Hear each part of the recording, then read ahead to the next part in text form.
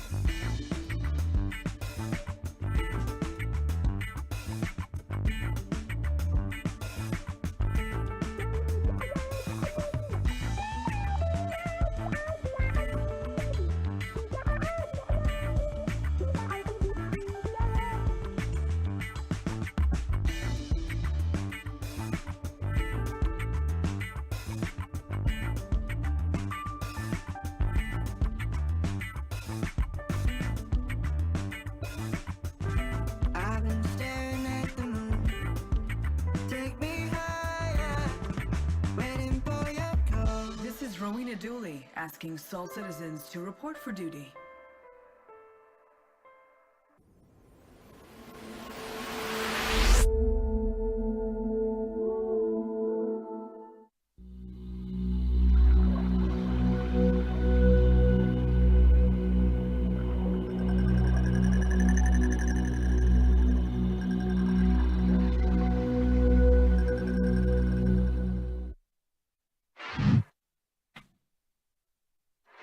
And greetings, welcome back to the Soul Citizens. I am Griffin Gaming RPG, and we are back. Today is July 30th, and I am joined by two of the Soul Citizens that happen to make their way available this evening to hang out with me and you all. We have on my left, the one and the only, the man from down under, not Australia, y'all, Cal Roddy. What's up, buddy? How are you?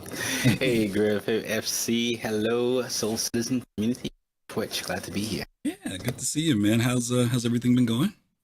Pretty good. It's been hot and rainy at the same time. No kidding. Have you guys been getting the heat down there? Because like here, today was decent, right? It was like 79, 80, but like the latter part of the week, it was up to 100 almost. The heat index was high. So I don't know what it's like down there where you are. Yeah, I think we still feel it, but I would say not as much because we're usually accustomed to it throughout the entire year. But I think it was a Friday or Thursday. It was really hot. Yeah. It was a little too hot for us.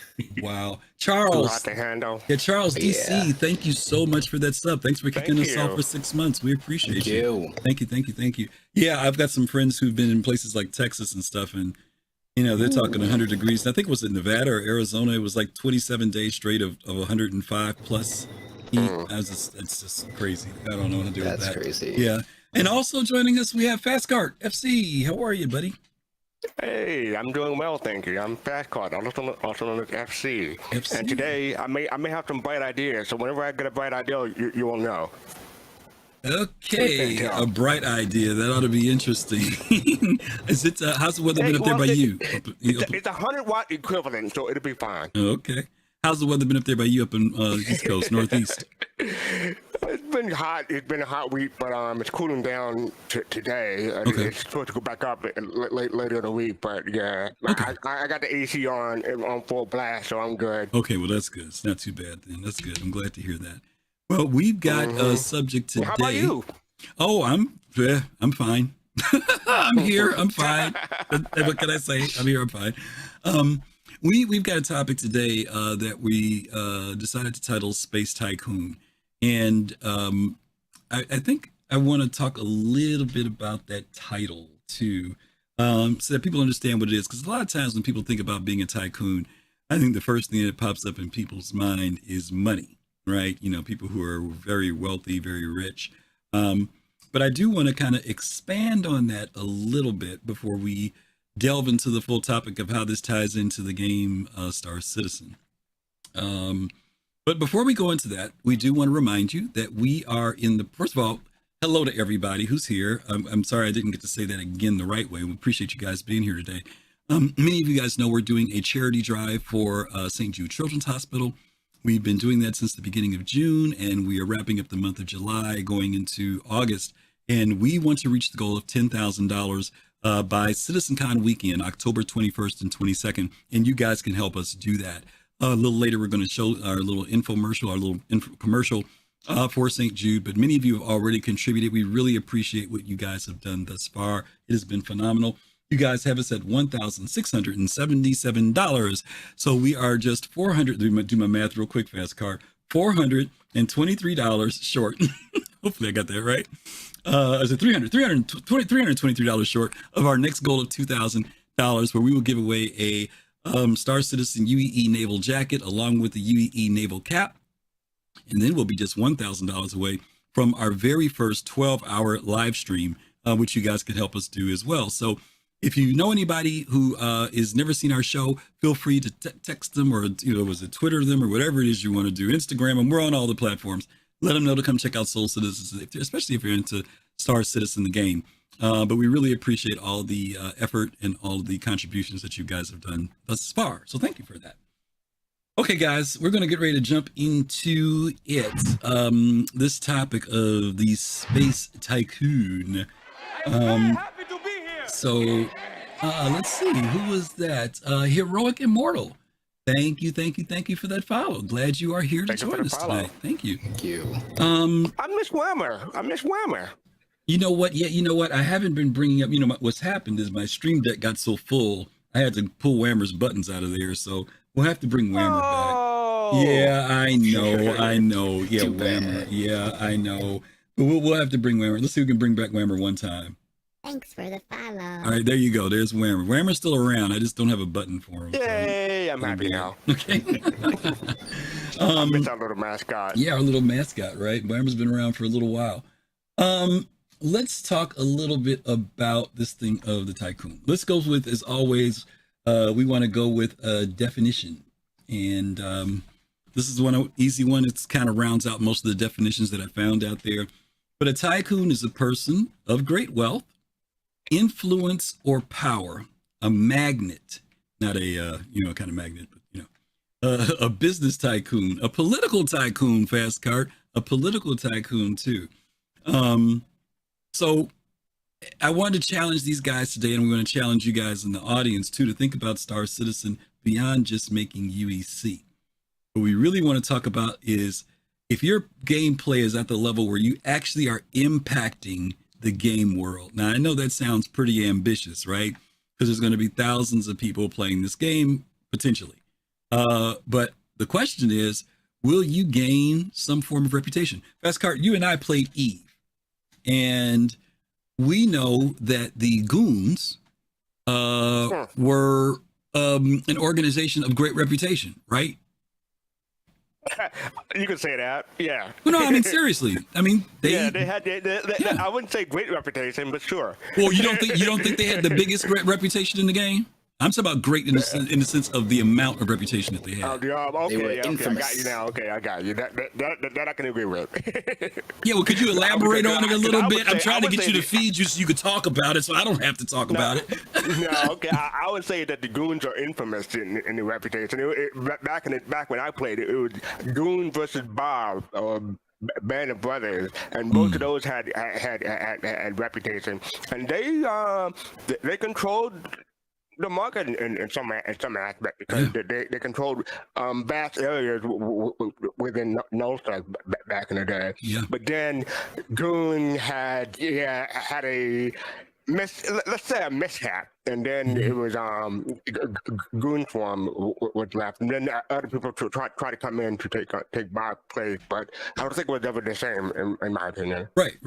But when people came into the game, they were like one of the main organizations, or they weren't called orgs in there. They were called corporations. Alliances. Yeah, and people knew about who the Goons were, and it was almost like one of those things where if you played the game long enough, eventually, as big as Eve was, you were eventually going to have an encounter with the Goons. It was almost inevitable that would happen, particularly, like Fastcart said, certain regions of space, they dominated those areas. Now, Star Citizen's going to be laid out differently.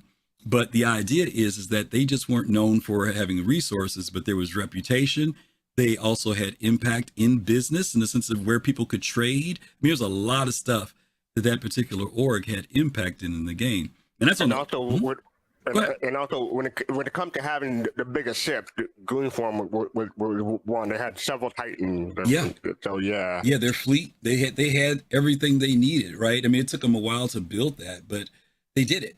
And so there have been plenty of people, you know, how can I say this? Star Citizen is not Eve. I will say that first off. Yeah. But there true. there are a ton of people who came out of Eve who are in Star Citizen. I've been in Eve. Fastcart's been in Eve. Calradi, did you ever play Eve or no? I played for a couple of years. Yeah. Couple of years. Okay. So you know as well that there are people who will try to come in and basically create a certain level of reputation. They will want to affect the business in the game, the trading in the game, the politics in the game, not just make money. And so Exactly. you could be that person who comes to the game and enjoys it just for the sake of making enough to, you know, play the game and have a good time. And there's nothing wrong with that.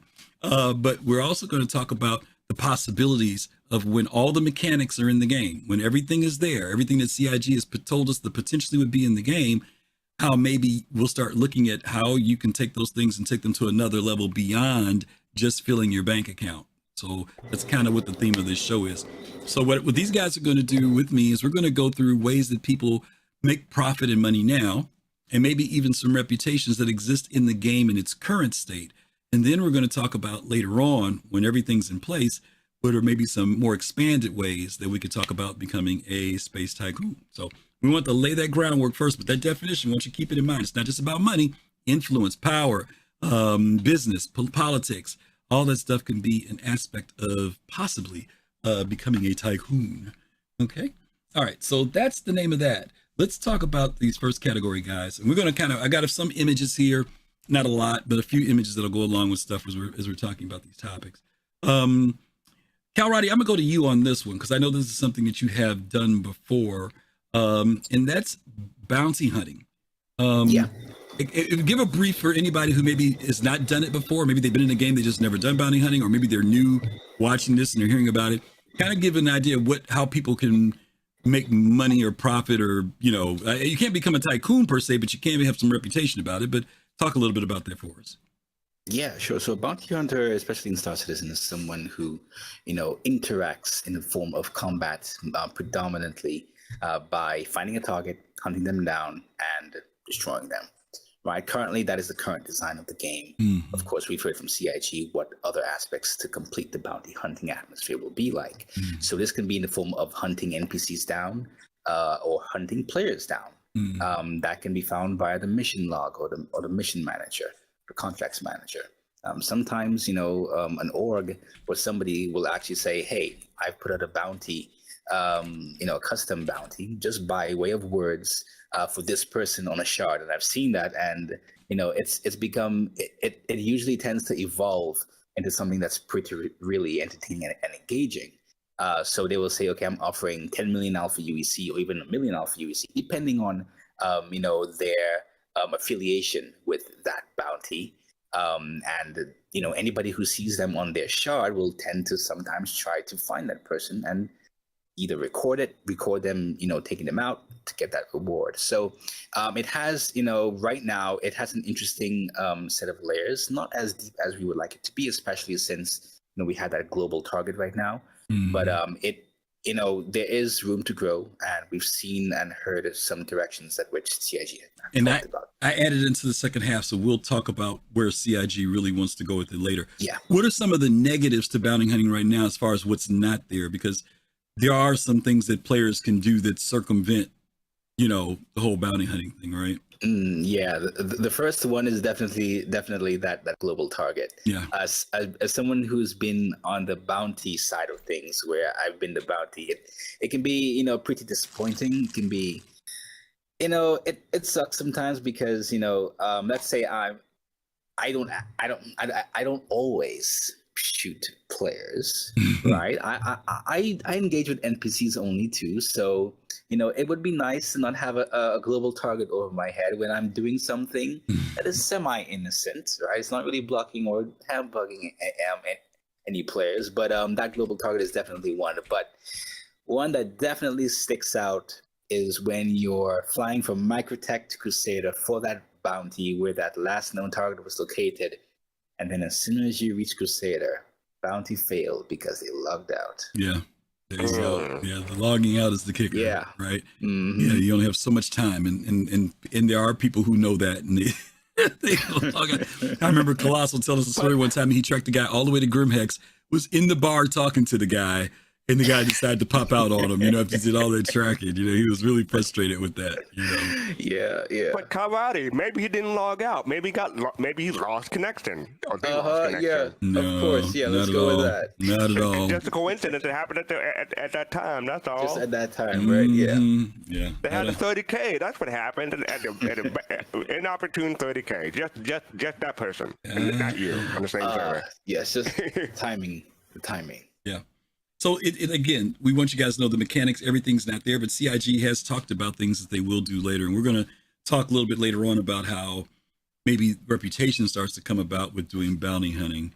But let's move on to the next one here, which is corporate security.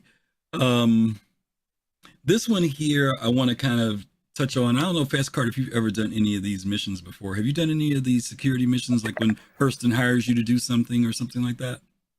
EVE Online with my experience with these missions, but not in Star Citizen now. Okay, not in Star Citizen. Okay, all right, cool.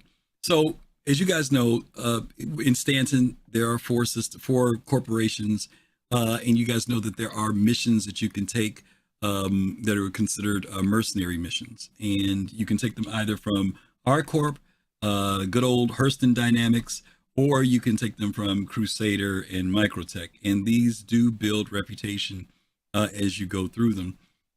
Right now it's all NPC based. Most of the time these are like the UGF missions that you get. There are other missions that they'll give out, but in general, underground facilities. But in general, these are the ones that a lot of folks go in to do just some very quick FPS with. I don't know that there's anybody who's any form of building reputation right now. We can talk about later on how maybe CIG will take that to another level later on. But currently, this is one of the ways that people will very quickly try to build up at least making money, or credits, I should say, not money, credits. I don't think that there's, Karate, I don't think there's really any big reputation boost to this, except if you guys read this week's monthly report, they stated in there that now your reputation with orgs or with corporations and organizations are now going to have impact against other ones. And they've been telling us that was coming. So if you start doing a lot of stuff for one particular org or mission giver, you're gonna have to be very much aware that it may impact whether or not you have clout someplace else. They even talked about purchasing things, being able to go into certain stores. If you have clout and reputation with this particular group, you may be able to buy stuff in their store at a discount. They talked about NPCs are now maybe not going to interact with you. They will either be aggressive or they'll be friendly to you.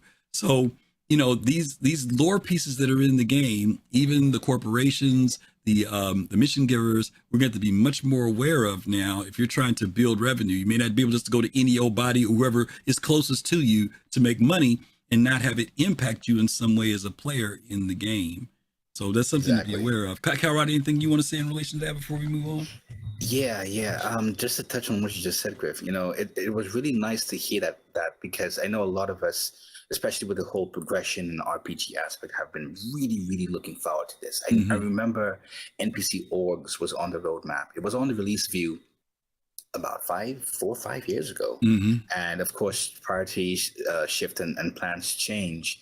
So to have it be mentioned again, and with some extra detail now, it means that at least it's back on the radar in some case, and I'm sure a lot of us are really looking forward to being able to experience that. It'd be very cool. Very cool. And I'm looking forward to finally getting my BMM so I can have some brand new reputation, because evidently that's supposed to be a thing too. So.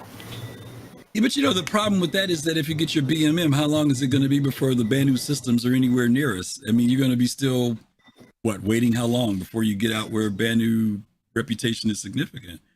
So you better start firing up your other ships. Well, okay. I mean, Okay. if he wants, I can take his BMM and wait until the bag. No, system I'm good. online. Thank you, Colorado. Thank you for the offer. Thank you for the kind offer. Say, I'm good. Yeah. Let's say you better stock up on Grecian Formula 16 because it's going to be a little while before we get out to the bad new systems, but we'll see. Okay, that's that. Another popular one that people do, in fact, we introduce people into the game on this one, and that is the straightforward thing right at the beginning, the old box mission, right? We'll talk about this later and how this can expand later, but some of the benefits to this one is, first of all, getting used to navigating and getting around.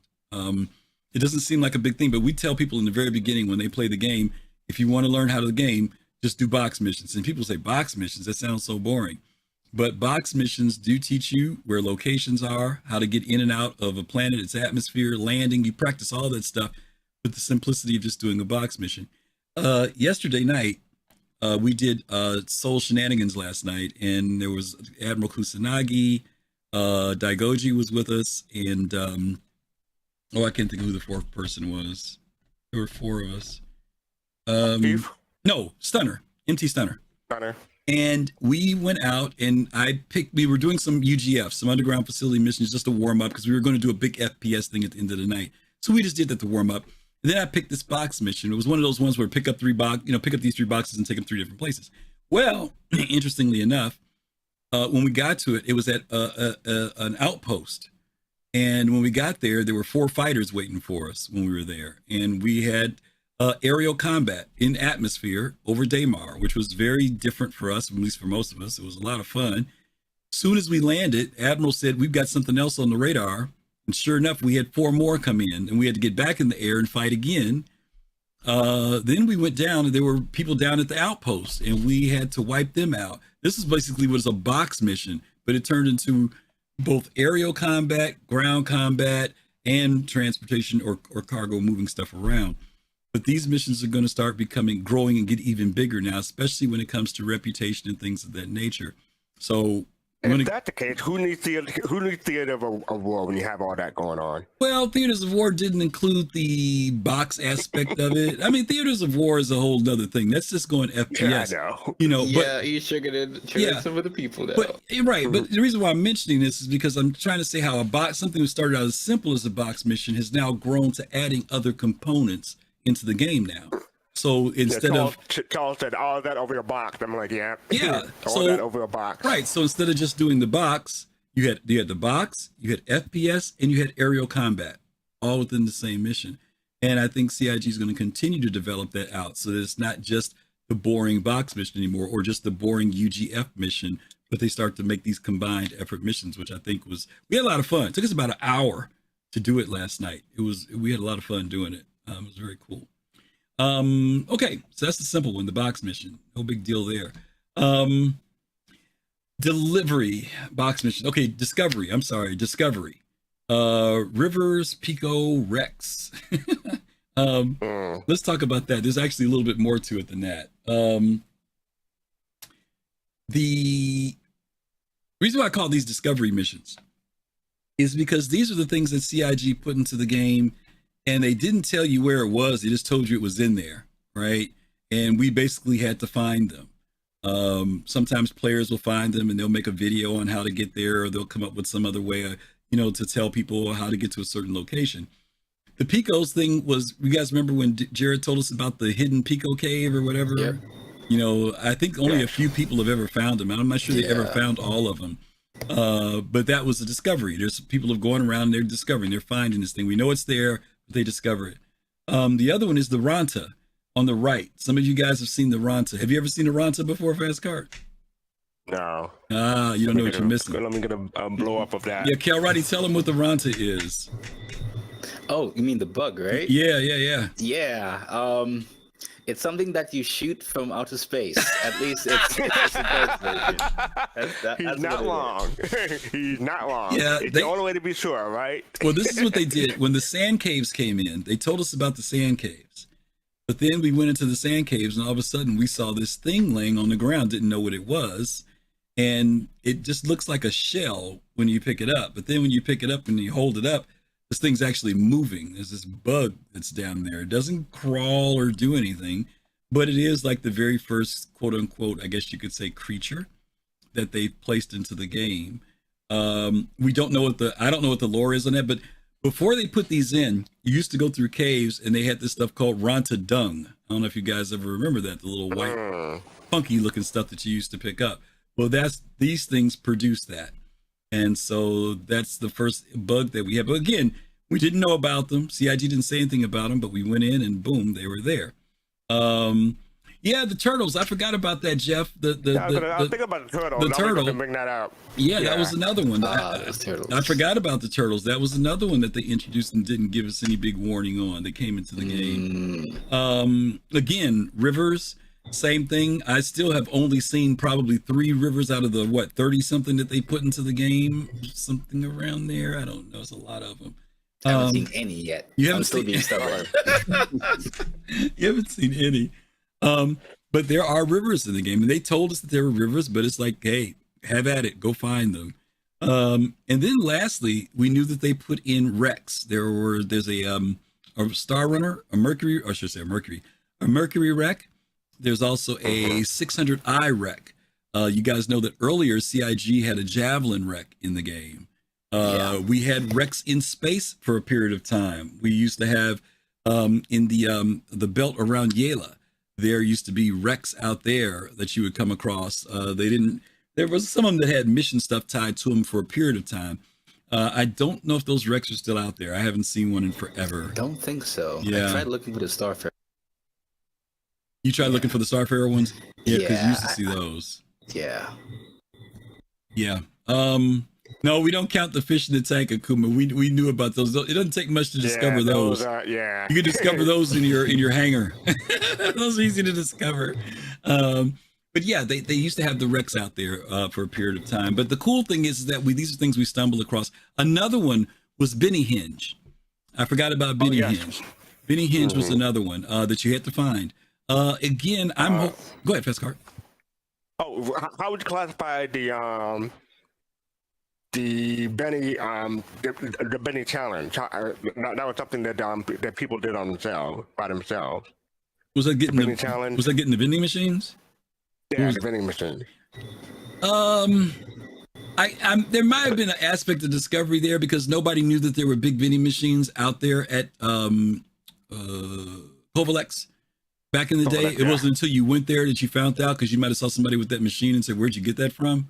So there may have been an aspect of discovery for that, because CIG didn't really talk about those big bennies. They did, but not the machines, right? That you could actually snarf one, which people still do to this day. Yesterday, I think it was I don't know who it was. I think it was Daigoji. He said he's got a big benny machine in his Max that he has in there in the back that he puts back there.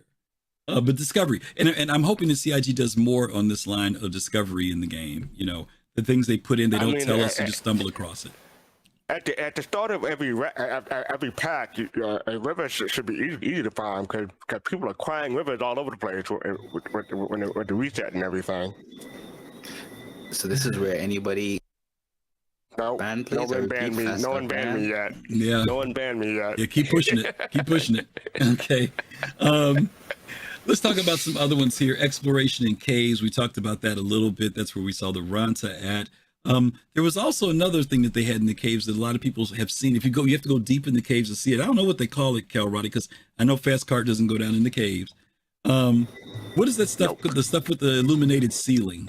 Right. I remember seeing them. I just refer. You just refer them in the ceilings, yeah. Oh, okay. As glowworms, yeah. Glowworms. But I can't remember the specific term. Yeah, maybe somebody in chat knows. Yeah. When you go deep down, though I haven't seen them in some time. Especially the ones when you do the bounty hunter missions, but they still may be there. Yeah, I've only seen for rivers, Jeff. I've only seen 3. That's it. It's also because I haven't gone looking for them either, because it takes a lot to go over those planets and try to stumble across them. There's a lot. You realize how big the planets are when you start trying to find them. You do have to fly really low. Yep. Because of Yeah, you can't So pull it. You can't really fly You too can't be high. like 5,000-6,000 meters Exactly. up. You got to be like 1,000, 1,500 meters, and that's about it. Which makes it super harder. Yeah, it's difficult. Gonna have to coin a new term: a river in a haystack. Yeah, it's very difficult to come across them. But caves, if you haven't been to the caves yet, sand caves are beautiful. We're going to keep going because I want to get on this thing about the tycoon piece. Medical and medical beacons. There are people out there, and we know there are organizations even that focus in on medical as a gameplay mode, and they're building reputation. Fast remember a while back we did a thing and we had I can't remember her name. She was a nurse in real life, and her whole org was made up of doctors and nurses. Remember that? And their whole org was about doing medical. It was something else. No, medical, not fuel. Medical. Okay. It was when we had the piracy guy. Remember? Yeah. I can't think of her name now, but their whole org was made of people in real life who do medicine, and in the game, they wanted to do medical to be able to supply medical to anybody in the game, pirate, fun, good person, whatever the case may be. And the whole thing is that if you shoot at them or get any bad kind of rep, you're banned for life. You will never receive services from them if you do the wrong thing. So you got to be careful. Yeah, banned from them, not banned from the game. Banned from them. Yeah, they won't come back and help you out. Which is they had a whole thing set up for that, but they want to build reputation in the game. Again, they want to become magnets of medicine, right? They wanted people to know that this is who you call when something goes down. It's pretty ambitious. Were they the one that had the website and everything? Yeah, they had a website. Yeah, the whole 9 yards. Yeah. And I think Med Runners is another one. They're trying to push into that area as well. These groups that want to be able to be known for doing something. Mercenaries. Mercenary missions, I think those are going to be kind of individual. I describe the mercenary as being like the Han Solo person. Somebody who has a reputation. Cal Roddy mentioned this earlier. Somebody that has a reputation that you can hire to do something, particularly in the areas of nefarious stuff that maybe you don't want to do, that you don't want to get your hands dirty on, or it may be just danger, right? Fast cart, somebody who you may want somebody to pick up something for you. I would say more of a Boba Fett character that get things done. You are like a specialist, if you want to call them that way. So they can come in and get things done, or maybe not. They can do anything. I'm thinking of their mission: bounty hunting, corporate security. They're for hire. They're people for hire. Yeah. They're people for hire to do some work for you that maybe you don't want to do. And that could be for anything, right? I mean, Fastcart's really into this thing about trading, and there may be something that he's heard about, an artifact or someplace in an area of space that he might feel is too risky for him to go into, but maybe he's willing to hire somebody. Now, of course, there's some dangers in doing that because, mercenaries, sometimes they're loyal and sometimes they ain't so loyal, right? So I'm sure you got to pretty much sometimes make they're loyal sure. to the bank account, but yeah. Well, it's always about money. It's always about money, but I'm talking about, are they loyal to you or loyal to somebody else? Somebody comes with a higher bid, some of them will say, nah. Remember like in the Mandalorian, he's like, nope, that ain't going to work. I'll pay you 10 times what they're paying you. Nope, that don't work, So we'll see how that goes. Mining. Currently in the game, people make money using the rock. They do surface mining. They may do that by not handheld. They'll do that with the, I think a prospector. There's cave mining, and then there's also folks that are out in the asteroid belt. Don't know that there's anybody who's really known as a mining corp that has reputation yet. I'm sure there will be some people out there who they're coming. Yeah, because there are plenty of orgs that have hit that in their goals and their directions that they want to be known for that. But we'll have to see where that one goes over time. Contract work. Now, this goes into another area. Let me pull this up a second here. Did I miss one? No, I didn't. Contract work. These are the ones that we currently have, and we know that CIG is going to be bringing more and more people in that we will talk to get certain types of missions. But being able to do work for the organizations or gangs in the game is going to be another aspect of building your renown. CIG is not the first game to talk about how people can start to build a certain level of reputation in the game or rep in the game and become basically famous, infamous, whichever way you want to look at it. These are the stepping stones to that type of thing, building relationship with the various characters that CIG puts in.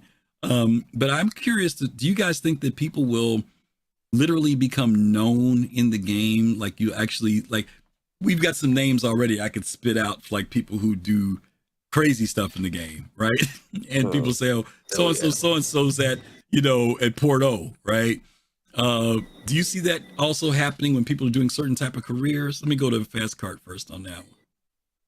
People go to, I don't know if they can become famous or like corner the market on anything like that, but it maybe if they get the first person who can max out their reputation with a certain NPC or corporation, maybe. Okay. Kalrati? I'm going to touch on what FC just mentioned there. Currently reputation doesn't impact. Is he going out in and out for you? Yeah, come a little bit closer. You're clipping a little okay. bit. Yeah, you're good now. All right, cool. So I would say when reputation becomes a lot more mature, I think that's when we'll have that contract work a lot more in demand.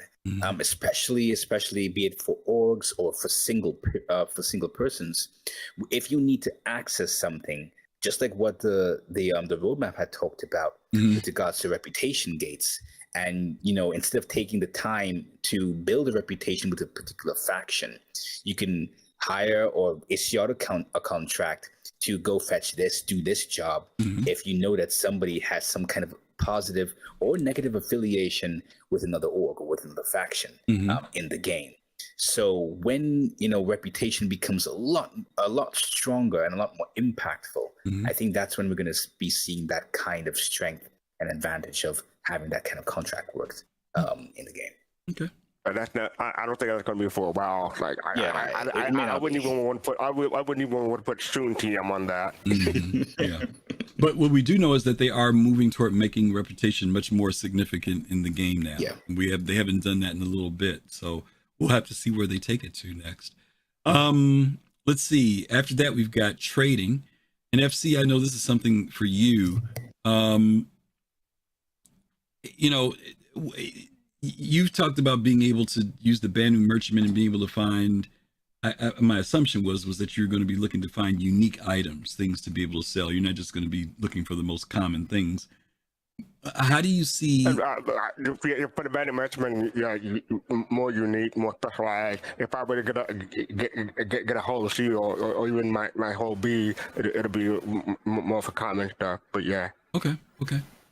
So you would do the more exotic things, the rare items that would be your shop, would be your Banu Merchantman for that type of stuff. That's what people would come to. It depends on whichever would make me more money at that specific time and that specific place. But yeah, that is my plan. Like we used to do that stuff in EVE Online. We, buy low, sell high. That's the name of the game. Yeah. So reputation, though, in that case, can be both good and bad for you.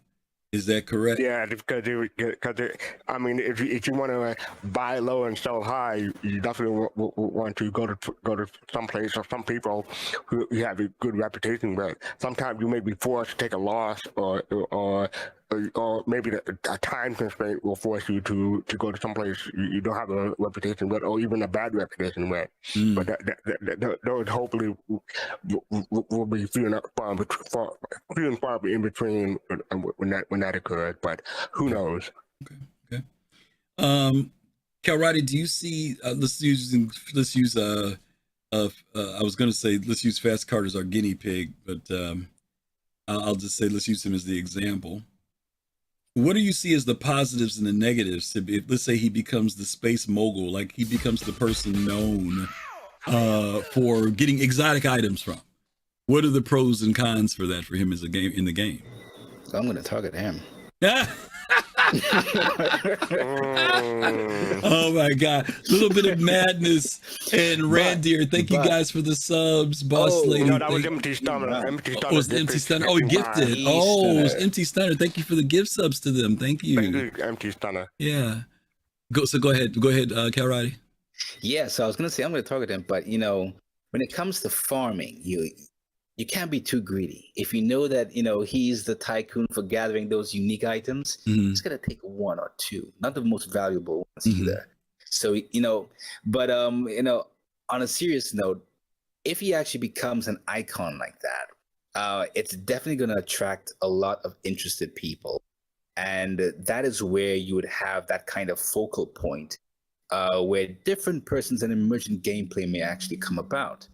Some persons may even, he may exist in a particular system or want to exist in a particular system where it is difficult to gain reputation so that he isn't targeted by guys or bad girls to a large extent. Yeah. Where security is at a higher risk or is at a higher level. Right. So this may actually shift or encourage certain persons, depending on how much they need those artifacts for whatever other particular work they may need it for. To go and target him for both the positive and the negative. Okay.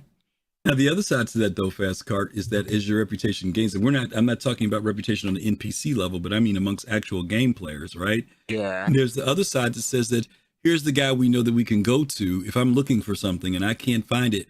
Maybe Fast Cart has one. You know what I'm saying? I'll open my Finco and say, "Want to buy watch?" Or want to buy Mobi-Glass? And maybe have an exotic Mobi-Glass. Maybe I call it that gold market. shining Mobi. No, I mean, but you get my point, right? I mean, there is that other side of the coin that says that if I'm trying to find something, because like they've talked about artifacts and things like that, those are the type of things I see. If I can't find it, or if there's someplace, like he becomes a resource for me as a player. Now, at the same time, like you said, Calrighty, it also brings a certain level of targeting or vulnerability to him. Yeah. Because people know he's the guy who might have such and such too. But there are things that you can do as a player. And when we get to the later part here, we'll talk about that. What are some things as a player that he may need to do to, once he builds that type of reputation, to protect himself, right? Because he's going to need protection, basically. That's really what it's going to come down to when it's all said and done. Okay, we got a couple more here. We're going to get into and going to take our break in a minute. Transportation, beacons. Right now, beacons are the only thing that we have in the game. Someone gets stranded, someone's ship gets blown up, they wake up in the hospital, they only have one ship. Some people just role play. They may want to call, they've got other ships, but they don't want to call those ships. Or maybe the only ship they have is I'm picking a rando ship, a Carrack. And the Carrack takes 45 minutes to respawn after it's been destroyed. None of their org mates are on, so they need a ride. So they drop a beacon, and they want someone to pick them up. That's about the most that people can do right now. I don't know if I don't think there's any way of forming a big reputation for that right now in the game. You can rate people, I think, if they've done bad things, but I'm not so sure that it's at the place right now where we're so interdependent on transportation that it's going to be significant. I think that'll come later, but I don't know if it's when there Pyro now. opens up. It's a good question. No? I would say transportation. You broke up again. You broke up. Sorry about that. Yeah, so I would say we could definitely talk about this later on. But I would say that transportation may see more value to it when we don't know everywhere that we can go to. When we wake up in a star system and when we look at that planet on our ship and it says unknown, or if we don't even know that there's a planet over there, but we've heard information that, okay, we need to get to a particular point, but maybe we don't have the nav beacon or nav way to get to there. Perhaps somebody who does, we can hire them as a beacon to carry us to that place. Yeah. Yeah, that'd be a good use of the with the transportation ship that could multiple stopped at the L. not the Legionnaire, The Card Steel. I mean, I messed that up. The Color Steel. no, not the Color Steel. You mean like No, the E1 or something like that? You mean, or the what? No, I'm talking about the one that carried multiple ships. Ships. Yeah, but he's not talking about ships. He's talking about people. He's referring to people for transportation, getting around.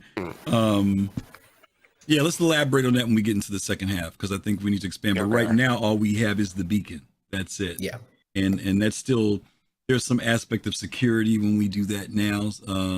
Some people, you know, they won't do beacons at all just because they're worried about picking up somebody, whether somebody's going to do something. I've never been pirated while doing a beacon, but I know there are people who said that it's happened to them. Okay. And then lastly, thank you. It wasn't creator. I forget who it was, but someone mentioned racing earlier and I forgot to put that in. So thank you for that. Racing is a reputation. There's already a little bit of that going on. We know that we've got organizations like XGR and Atmo who have developed organizations that are known for sponsoring these type of events. I don't know if we've gotten to the point where we have players who've built up reputation as racers yet. I know there have been some that have been at the top and everything else, but I don't know if they've built that up. Maybe you guys in chat can tell us if there's somebody out there whose name. I know in Test Squadron, we had a person there who sung, who was the king of racing when we had the original racetrack. I mean, nobody in the whole freaking game could beat this guy. He was really, really good. But I'm sure that the leaderboard in the Rear Commander. What about it? The leaderboard in the Rear Commander. I didn't hear what the sentence was. What about it? What about the leaderboard? For reputation when it comes to racing, because you had to whenever someone get like the fastest lap or whatever, and sometimes people would post it on YouTube too. Yeah, what they did to get the fastest lap and certain races. Yep. So, you know, CIG has talked about that they do want to be able to put things like that in the game at the racetracks so that we can actually track in game who's the better racer, who's out there really kicking it out the park or knocking it out the park, I should say. But that's coming. And racing is growing very quickly in this game. It's become very, very popular. I'm actually amazed at how popular racing has become with all the new tracks. Especially this early. Yep. It has become very, very popular. Okay. So those are everything that we have listed right there now are things that we can do in game. Will they make you a tycoon? Probably not. Will they put you into a place in the game where you can definitely make credits and definitely progress and do some things? Absolutely. Some of them are tier 0, tier 1, some of them are tier 3, tier 4. But there's more to come. And we're going to, next half of the show, we're going to be talking a little bit about that more in depth based on what CIG has told us in the past. So let's take a quick break from that. And we do want to, once again, remind you guys that we are doing our charity fundraiser, once again, for St. Jude Children's Hospital. We're going to show you guys a little video, and then we're going to come back and give you the details on it. And then we're going to come back to our second half of the show. Here we go. St. Jude Children's Research Hospital and YouTube are teaming up to help end childhood cancer. In September, supporters from across the nation come together during Childhood Cancer Awareness Month to raise money for the kids of St. Jude. And that's when YouTube gamers will be posting videos and live streaming to raise funds to support the life-saving mission of St. Jude. At St. Jude, families never receive a bill for treatment, travel, housing, or food, because all a family should worry about is helping their child live. Money raised also supports the research that leads to groundbreaking medical discoveries that St. Jude freely shares around the globe. I can only imagine as a parent the relief that they feel when someone like St. Jude steps in. I think it's a really good lesson for us to realize that we need to do more, and we can do more.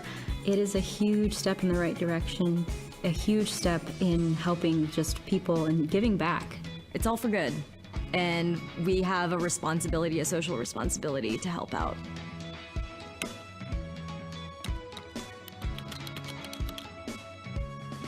Find your favorite video or live stream during St. Jude Play Live on YouTube for Childhood Cancer Awareness Month and donate to this amazing cause. Your support will help St. Jude further its incredible mission. Finding cures, saving children.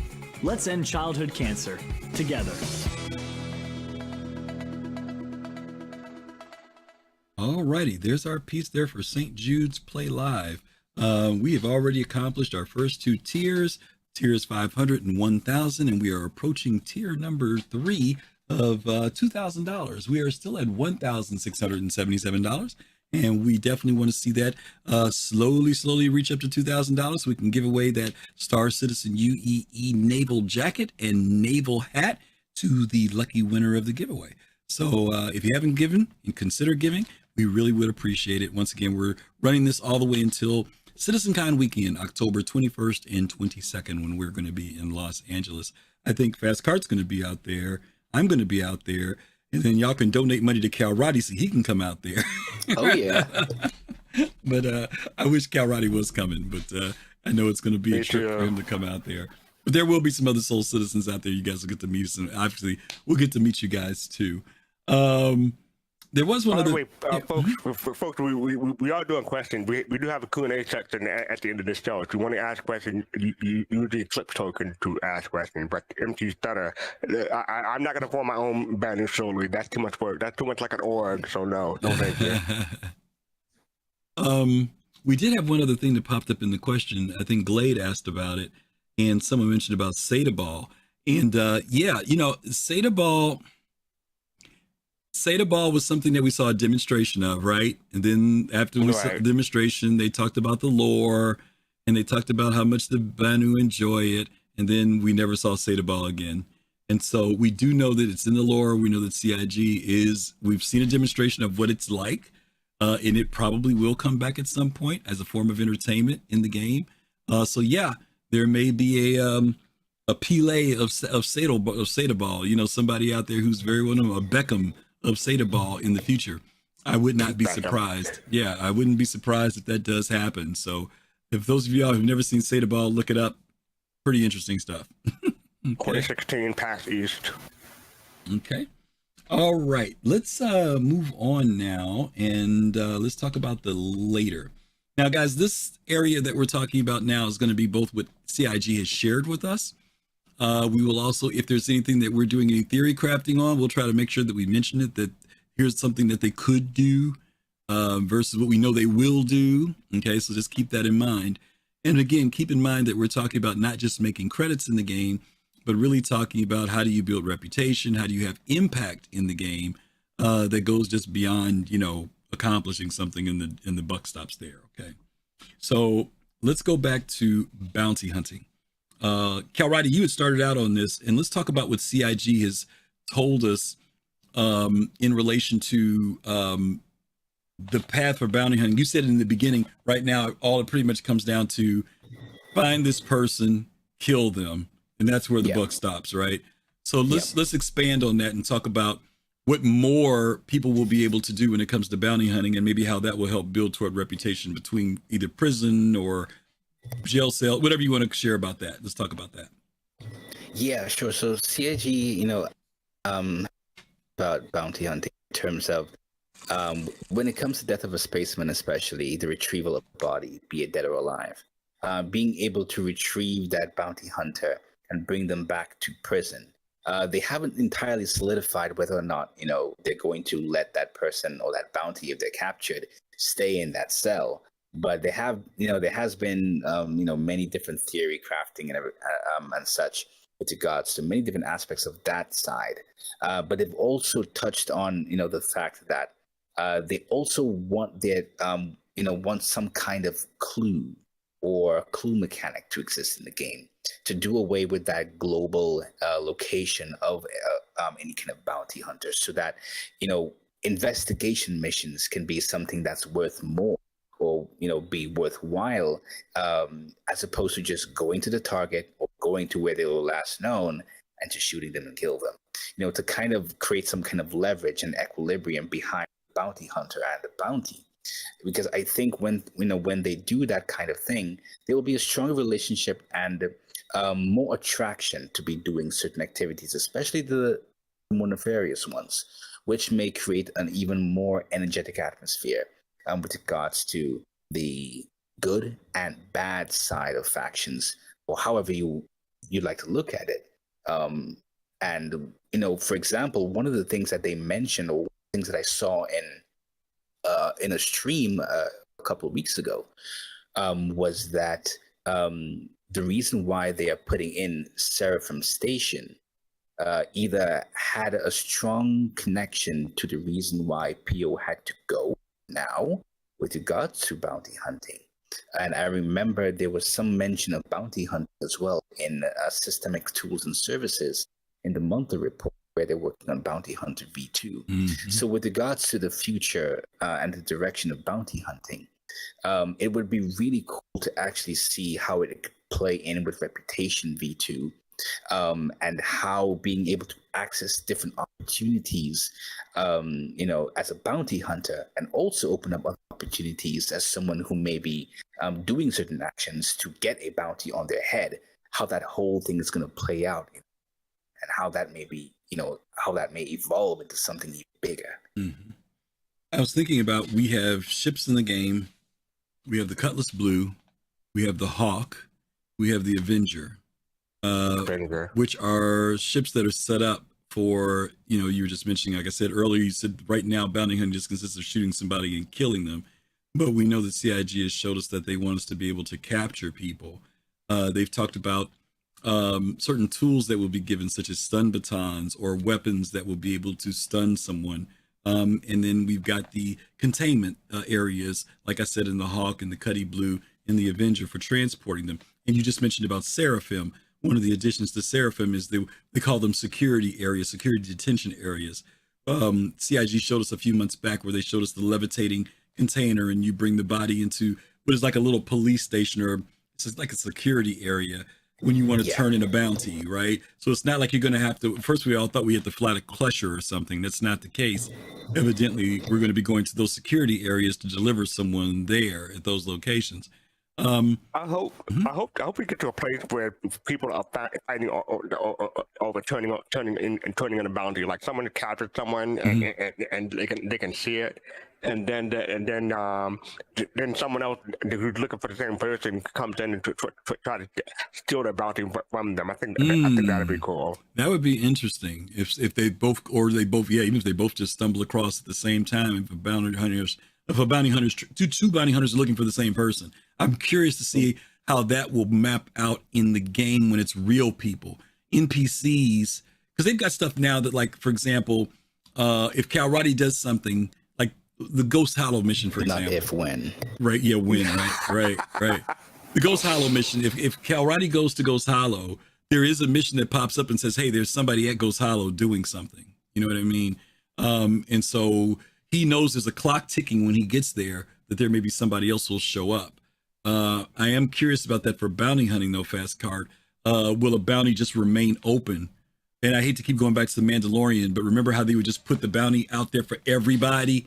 And, it wasn't one person looking for them, but maybe 20 people looking for them. It'd be curious to see whether they do it that way versus it being just once somebody gets that bounty, it goes off the board.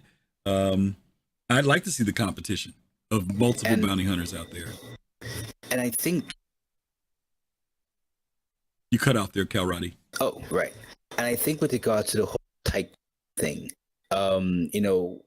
as Elliot from the mission feature team has spoken about the investigation missions, a tycoon who's capable of, executing these investigation missions if they are a bounty hunter. Mm-hmm. Someone who has that kind of reputation and that capability of knowing the game mechanic to a T, that is actually going to, that person is going to make a name for themselves, whether or not an organization is or a player wants a particular NPC or player as a bounty, or that is on a bounty. They're going to put that bounty out there, but it could be an open contract, or if that tycoon is really good at executing these investigation missions properly, or being able to decipher the clues in those things and knowing where and where not to go, right, and they're going to be the person or the go-to as that bounty hunter.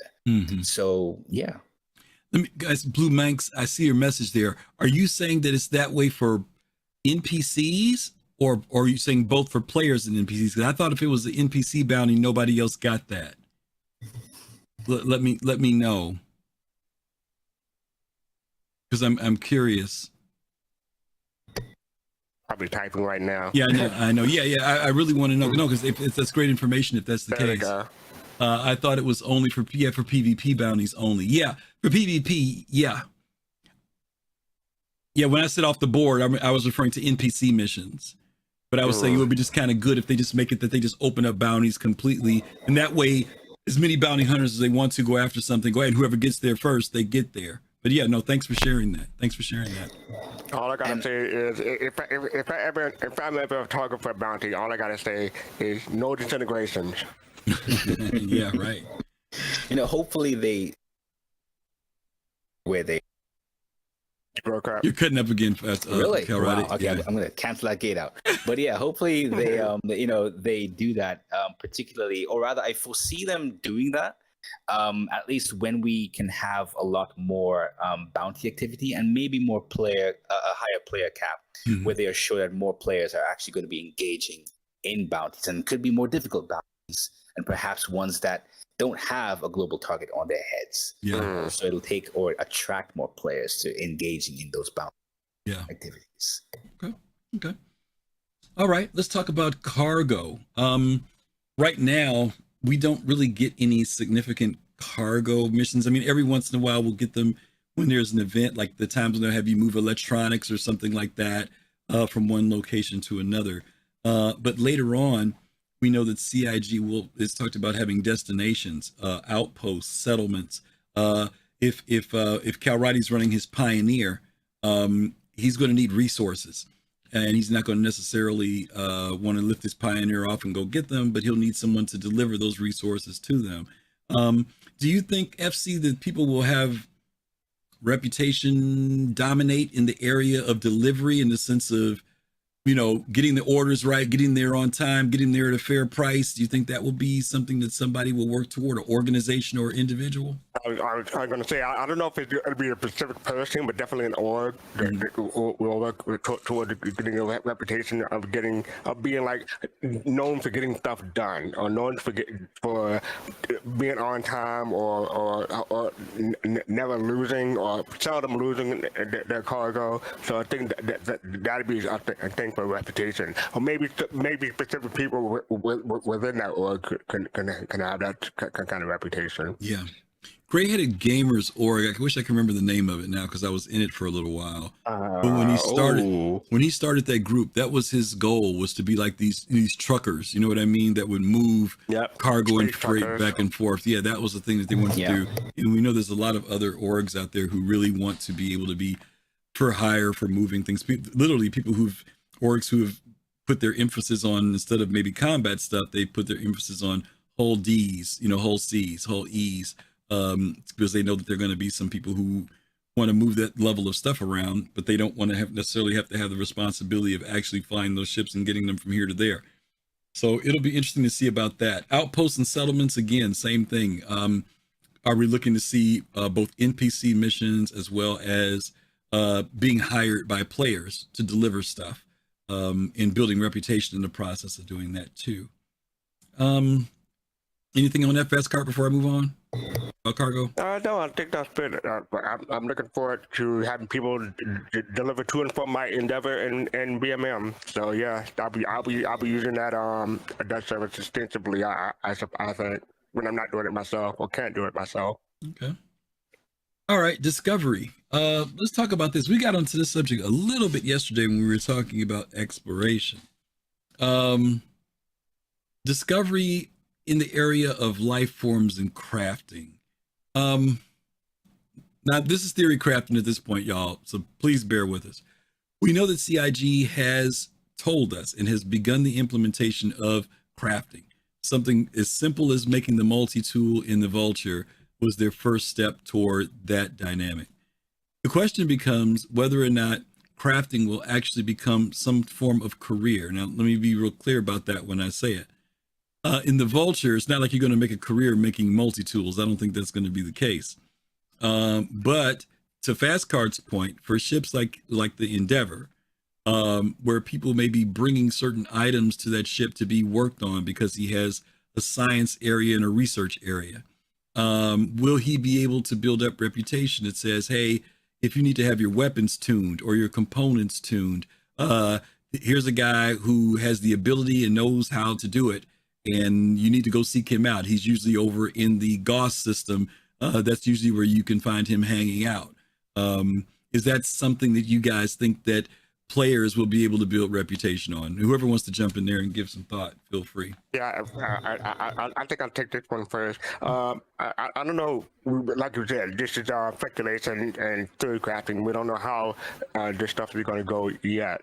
But I suspect, or one of the ideas I've had for crafting or modding equipment is that the idea of you taking a base weapon or base component and being able to modify it and improve it, but there may be a chance of bricking it also, because there's a certain random number generator RNG chance of being successful, having no success, or even like destroying the object that you're trying to modify. So I'm thinking if someone has a bad run and bricked a whole lot of expensive equipment that have a negative reputation among players, or maybe NPCs, if you're trying to do crafting missions, if that's ever a thing. Yeah. So that's one of the ideas of how I think CIG could go. Yeah. Cypress Stone for that sub. Thank you, Boss Lady B. Thank you guys for those subs. Thank you, Boss Lady. Yeah. You and I have talked about this before, and we talked about it on yesterday's show. Star Wars Galaxies was good for that. Slicers. You brought a weapon. Calrighty, did you play Galaxies, or was that before your time? No, that was before your time. It was Okay. kind of, Sort of, kind of. Yeah, okay. You were on the PS. You were on the PS2 when we were playing that. Okay, I got you. I was. Okay. They had a career called slicing, and a slicer was somebody that you could bring a component to, a part, a weapon, and this person, over time, let's say your rifle was a level, I'm just picking a number. Let's say from 1 to 100, it was rated at a 70. You could bring it to this slicer, and the slicer would, depending on how their skill level was, they could maybe bump it from a 70 to an 85 or a 70 to a 90. Now, the better their skill was, the better the odds were that they would hit that target number. But if they overshot it, if they tried to do too much, there was a great possibility that either the slicing wouldn't work at all, or even worse, it would destroy your weapon. And the kicker to that was that all the slicer had to do to say you was sorry. Okay. They didn't owe you squat. Okay.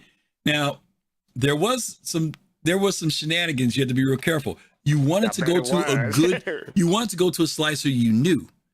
So like if it was Fast Card, if I went to Fast Card, I'd say, Fast Card, here's my rifle. Mind you, this sucker had a serial number on it too, by the way. And so I would say, Fast Card, I need you to slice this rifle for me. Now, if he sliced it and I got it back, I would definitely check the serial number. Okay? Because what Fast Card would do, he might say, oh, it failed. And it might have failed. And if it failed, he'd give it back to me, but it'd be no good. That's fine. Same serial number. Right. But if you weren't careful, he would give me that same rifle back, but it'd have a different serial number. And if I didn't check it, he might say, oh, it was a 70. Here, I got it to an 82. But he really got that sucker to a 95. So he kept the 95 for himself and gave me the 82, okay? I'm going to be a businessman, okay? I would not do you like that. But you see what I'm saying, right? But it created a really cool thing within the game, right?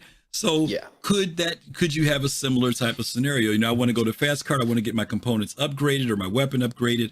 And he says, yeah, here. But he builds a reputation. I know I can trust this guy. He's not going to try to scam me when I do it, right?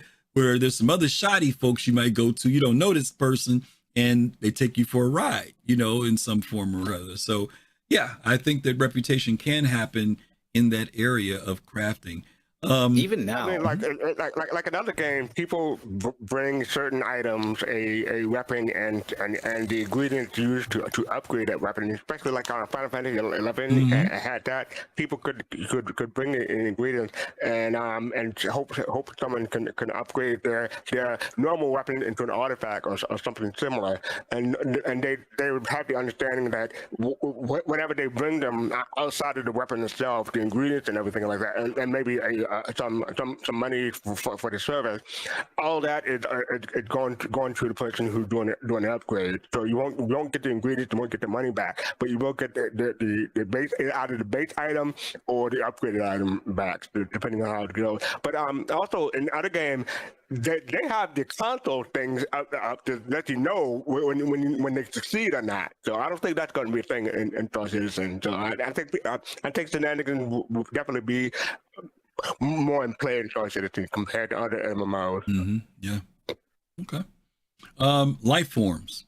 Let me elaborate on what I mean by that. We don't have life forms in the game right now that we would think of in the aspect of that, but there could be an aspect of people who, like I know some of our friends have talked about being able to capture a boreal stalker.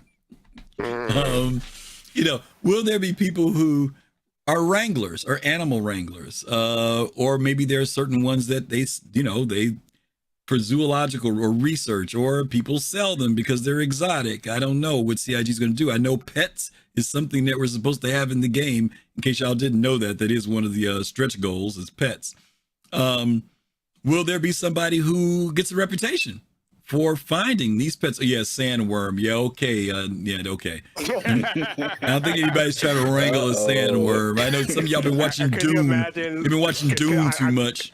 I'm just imagining the Jurassic World of Star Citizen when it comes to pet wrangling. Yeah, that's right, Carpage. You got to catch it first, right? That's the thing, right? But yeah, will that be something that maybe people could create a career out of and become well known for capturing certain types of creatures? Because they're willing to go out there and find them and capture them. Don't know, possibility, but we do know that there will be wildlife. We know that there will be pets in the game, and maybe there'll be people who build reputation doing something like that. What about from an archaeological standpoint, though? CIG has told us about, I think, 5 races that we know of, 5 alien races. But that doesn't circumvent the possibility that there will be something else that they create that we don't know about, that we stumble across, right, in the game. You mentioned this the other day. Excuse me one second, Calrighty. You mentioned this the other day, Fast Card. The lore says that there's something pushing against the Vandul. We assume maybe it's the Kurthak, but maybe it's not. Maybe it's something else. What were you going to say, Calrighty? Yeah, coincidentally, with regards to language breaking up. Really? Oh, man, these gates. Okay, so I was just talking to a friend of mine a couple of days ago about the advantages of someone who knows the syntax of the Huo Xian and being able to understand the symbols of these languages. For example, for exploration, we may see puzzles, we may see certain opportunities where someone who's actually very versed in these languages, being able to unlock and get access to certain things by understanding these languages, and they may become a tycoon in their own right with regards to exploration. Yeah, I didn't think about that because languages is a real thing in this game. They've told us that the person who knows languages will have an edge over other folk, whether that's reading it or I don't know what any other than reading what it could be. But we do know that CIG has been dropping hints to that big time when they drop these little letters in and stuff for us to be able to translate. So yeah, if you might have an edge over some folk, especially those of you who are interested in finding exotics or doing things on an archaeological level in the game. Don't assume everything's going to be in our readable language, a human readable language. I was going to say English, but I don't want to say English, but a human readable language. Right. Basic. I was going to say, when it comes to discovery for life forms, whales and exploration of whales and finding out where their habitat or their routes and something like that could be a thing. Like and on the downside, people are going to be hunting those bad boys for whatever reason too. So that's a potential for life form discovery. I keep hearing people say that, and I just don't get it. Maybe I'm just too much of a tree hugger or something. People are always talking about hunting the whales. Want to hunt that big game, maybe hunting like a some people need or the whip crab. Some people need to read Moby Dick. That people know about is the whale. So some people need to read Moby Dick. That's what I got to say about that. Okay. All right. Anyway, let's see. All right. What's up next? Medical. Remote clinics and doctors. And this was a subject we mentioned the other day. I think this was after the show the other day. We talked about this a little bit. And I dropped this as a proposal. And maybe some of you all have thought about this already. Maybe some of you have not. I am a firm believer that CIG is going to remove the medical panel over your bed, that it's going to go away. And you say, why, Griff? Why? Because there's no reason to have a doctor if I can heal myself. If I can do physician heal thyself, there's no reason for me to need a doctor. CIG can do it better. You just doing plain old fixed stuff. I don't know. Well, CIG has said this. They told us that there's going to be NPC medical staff in the hospitals when you wake up. We've even seen them. In fact, they were in at one point. Did you guys ever have that happen? When you woke up in the hospital room and there was a nurse and a doctor in there and they say hello to you? Yeah. So they've taken them out. I haven't seen them recently, unless they're at one hospital I just haven't been to, but I know they were in there at one point. Secondly, every bed, whether you're on a Cutlass Red, a Carrack, wherever, they all have medical panels for someone else to operate them. You can't do that if you're laying in the bed. So I think that for convenience sake, those panels are there now. But at some point, those panels over your bed are going to disappear because there's creating an interdependency on either the NPCs in the game or with other players for medical gameplay. Now, I'm mentioning that because this sets up the idea for remote clinics. Even though we have clinics at the stations right now, there's a Fast Cart, once again, with his Endeavor, also has the ability to run that as a hospital. And people can go to him depending on where he's at. Maybe he's someplace where, and I'm just using Pyro as an example, Fast Cart, I don't mean Pyro, but there's some barren system where there really is no landing zone with a hospital, but there's a reason for him to be there. Maybe there's some battle that was going on nearby in the area or something like that. And he decides to say, hey, I'm a neutral spot. As long as you come on here and don't start no mess, you can come on here and get yourself healed up and head back out, and he could become notable for doing that. He could become notable. I just want to say for the record, if you need medical assistance, do not come for me to help. I'm not the person. You're not the one, huh? You're not the one. I would say though, practitioners being extremely crucial with regards to environmental hazards, with regards to battlefields. Let's say, for example, when we point that med gun to that person, we see a suggestion. If they have a chest injury, we'll apply Sterigen. If they have an arm injury, it could be Demoxitrine or Roxafen if they can't walk or something like that. But what if they get hit by a particular energy weapon? And yes, we have the suggestion, but to actually execute a proper repair, that person must know, okay, they got hit by an energy weapon.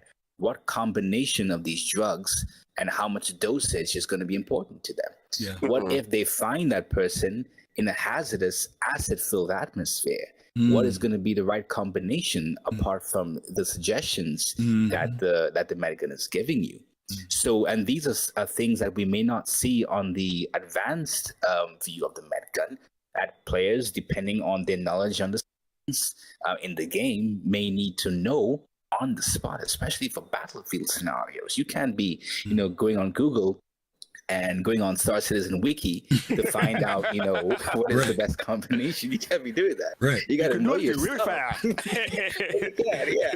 You got to be really fast to be able to do that, to get that person back and have them be capable of performing their duty. Yeah. I know. Is poison a thing in Star Citizen? There are some things that you could eat in the game that will make you sick. I don't know if it'll kill you, but it will make you pretty sick. Remember we watched the Craven series? He was eating that one thing and he got sick and had to go to the doctor because his vision got blurry. There is some funky stuff that you can do in there. I don't know if it'll kill you, but I do know it'll make you sick. So having the knowledge of antidote and poison may be beneficial. Yeah, absolutely. Exactly. Yeah. And people can build reputation for being a good medic. Literally, it's like Cal Roddy said, it is not just because of necessarily knowing what medications to issue. But I hate to say this, I've been on some UGF missions, and someone says I'm gonna be medic, and I died. And I died. And the reason I died was instead of them coming to take care of me, they proceeded to go do some more fighting while I bled out. And it was like, I'm dying, so yeah, but to Cal Roddy's point, having a certain knowledge of being able to, what to administer, when to administer it, is going to be a factor for people who are in orgs or whether you're just playing independently. I will say this, I have had several occasions where I've gone down and I've did a medical beacon and people showed up and did the right thing. I'm not saying it won't ever happen, gang, but I've never had anybody show up and pop me and kill me and take my stuff. Every time I've had it happen, they took my weapon from me to make sure that I wouldn't hurt them, but they woke me up, made sure I was okay, and they left my weapon for me and they left. And I've been lucky with that. I know some people have not had that experience. Oh, you just jinxed yourself, Griffin. No, yeah, don't worry, Griff. No. I'm listening. I said, remember what I said. It's not that I don't expect it to happen. I'm just saying, when I take that chance, I've been fortunate that I haven't had it happen yet. And it's cool. It's a great experience when you do it and people role play at that level. Now, somebody kills me and takes. Most of the time, I ain't got nothing for them to take anyway. Probably, so that's probably why they don't do it. But even so, I think people will build reputations. Like I said, there are organizations out there now that have built it. In Elite Dangerous Fast Car, we got the Fuel Rats, right?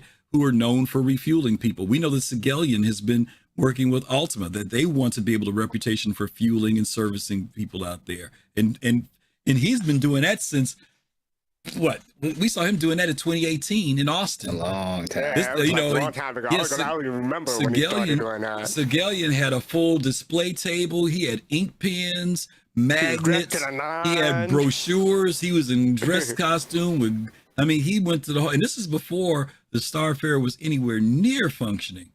And it wasn't until this last year that he's really been able, when fueling kicked in, or the year before, whenever it kicked in, he finally saw the dream of what he wants to do. And guess what? His group is known for helping with the esports now. People know who his org is. So he's slowly been building up this reputation that extends throughout the community, and I think players can do the same thing, even with things like medicine. Organization contract work. We already kind of elaborated and talked about that. And we talked about the new stuff that's kicking in that CIG is implementing, that they just put in this last monthly report about how now your reputation will be impactful to other organizations, to other gangs. And we know that in Pyro, there are, I think, 5 different gangs that we know of that are there.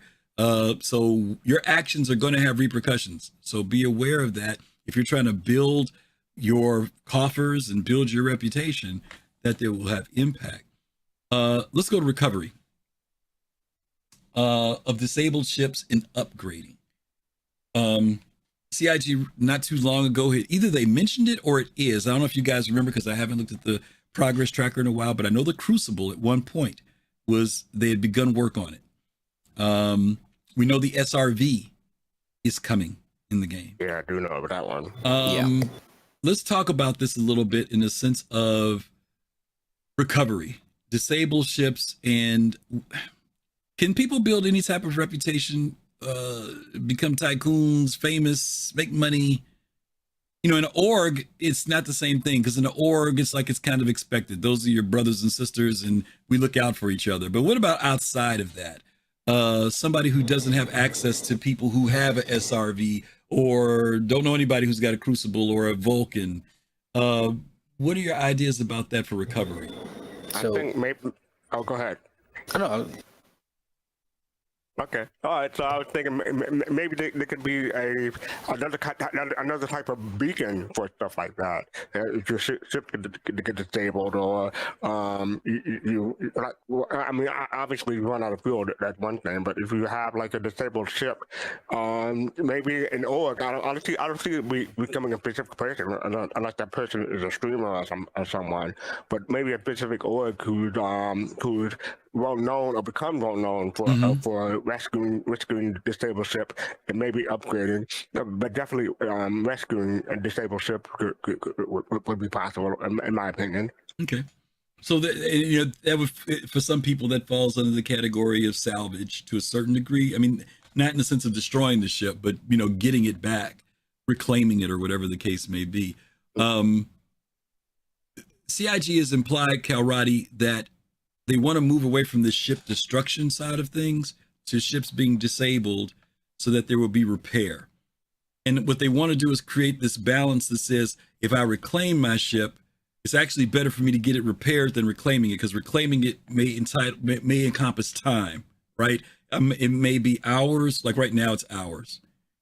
But CIG has kind of inferred that it could become days for some ships versus me getting it repaired, which may be much more reduction in time, right? But that also means that somebody's got to either go to where my ship is, or they've got to recover it and bring it in someplace for it to be worked on, right?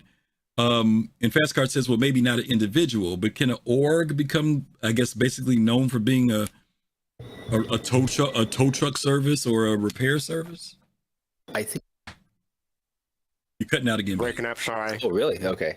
So in addition to that, I think where they'll find or have their strength is when we shift more away from the centralization of to the centralization of the value of resources, or having access to resources. When I say resources, I don't just mean ships. Mm-hmm. Let's say, when it comes to the recovery of a disabled ship, or bring it, saw in the roadmap that's on the progress tracker now, if an organization or if someone who has a vast amount of resources, mining, from salvaging, from exploration, from doing all those things, and you are confident that that person can actually recover your ship, not just in a disabled state, but also restore it to hand it back to you on that spot, then you're going to trust that that person is able to get that job done, because when they come to you, they have the resources, they have the refined ore, or they have the refined material to restore your ship on the spot, especially in an area where it's millions away from civilization. And especially when we have things like persistent hangars where orcs can make use of shared inventory, that's going to be something that's, I think, is going to be really, really valuable, in addition to the ships that they can transport to tow and repair and recover your disabled ship, or even upgrade it, because they have the resources. They don't have the Alpha USC only. They have the stuff to make it happen. So it's not just having. Go ahead. I hope that if someone makes that org, or an org like that already exists, their initials come out to be AAA. I hope that's a thing. I'm sure there probably is an org out there with already, just because they wanted to be at the top of the list of orgs. Yeah, but it would be interesting to see that, because, like you said, it takes more than just having the ship, more than just having the SRV or the Crucible, but you've got to have the resources in order. I mean, you optimally want to have one-stop shop and not just get it towed and have to hunt down how to get it fixed afterward. That's a good point. This kind of leads into the next one of RR&R, refuel, rearm, and restock. Some of these spaces that we're going into are pretty big spaces. Now, some of you all were not around back in the day. There was a period in time in the game, I don't think it happens now. There was a period in time in the game where you could shut down while traveling through space. Do you guys remember that? Your quantum drive would overheat. You have to let it cool down. You actually had to balance it at one point to go a long distance. If you didn't balance it, you could overheat and your quantum would shut down on you. You'd have to wait for it to cool down. Some people have actually run out of fuel in space too, from time to time. That has happened to people. Stanton, if I'm remembering correctly, I forget how big it is now, the total size, but Pyro is 2.5 times the size of Stanton. Nyx is 5 times the size. There are many ships that are not going to be able to traverse some of these areas, or if they get into some type of encounter that they didn't expect, maybe they expend more fuel than they needed, or they use more ammo than they expected to do, or they took some type of form of significant damage. Who are you going to call? Don't say Ghostbusters. You know, who are you going to call? Who are you going to call that's going to be able to come respond to that? Is if especially if your org doesn't have this type of stuff. What do you guys think? Do you think there'll be like the fuel rats? They have that reputation that you know you can call them, and they're going to come out no matter where you're at. I mean, the fuel rats didn't care where you were, deep space or whatever. They came out there to get you. I'm going to call someone who I know who has a handy Liberator, a handy Crucible, a handy, was it Vulcan? Yeah, the Vulcan, one of those ships, most likely a Liberator, because they can take a smaller ship and put it in a cargo or hangar or whatever, and take you where you need to go. But yeah, you got to plan ahead. You got to be careful. You can't be like, especially like a snub fighter. Well, not a snub fighter, but especially like a ship that's not a 100 series or something like that. You gotta be careful in those bigger systems, because you run out of fuel. But once you do it once, you'll learn your lesson. Hopefully. Yeah. I don't know. I'm still trying to figure it out, because like, let's say you want to call somebody with a Vulcan. Even a Vulcan is limited in fuel on how far it can go. You know, how does someone get to me if I'm in deep space? So, well, I mean, the best idea would be to call an org who has a Starfarer and one of the other ships that can help you. Starfarer is limited in how far it can go. If I'm in deep space, in some area of space where I don't even know where the stations are, if there's any stations out there, if I don't know, you know, I've taken that Orion out to some place that somebody gave me data on, you know, and something happens where I don't know. I'm just trying to figure out, you know, how will we do that? Will there be? Go ahead. I would say that it depends on how much that person, that refuel person, that Starfarer is risk. If you say that you're trapped somewhere in deep space in Pyro, is that Starfarer, you know, willing to risk their time, their fuel to go to Pyro, and not only to go to Pyro, as soon as they exit that jump point, to risk not getting jumped, and then also to risk going into maybe a gas cloud in Pyro to refuel, to risk being interdicted, to risk then refueling in the process in that gas cloud, because you don't know how visibility in terms of your radar is going to be, and then to actually come and get you. You know, we have many persons who have Starfarers now, but how many of us are willing to actually operate in Pyro? So being able to brave it out may be part of the reason why there may be some persons who will gain that kind of reputation, because they're willing to go where, you know, not every Starfarer is willing to go. Yeah. Yeah. And again, I think that these are going to be services. These are people who are providing some form of service in the game, right?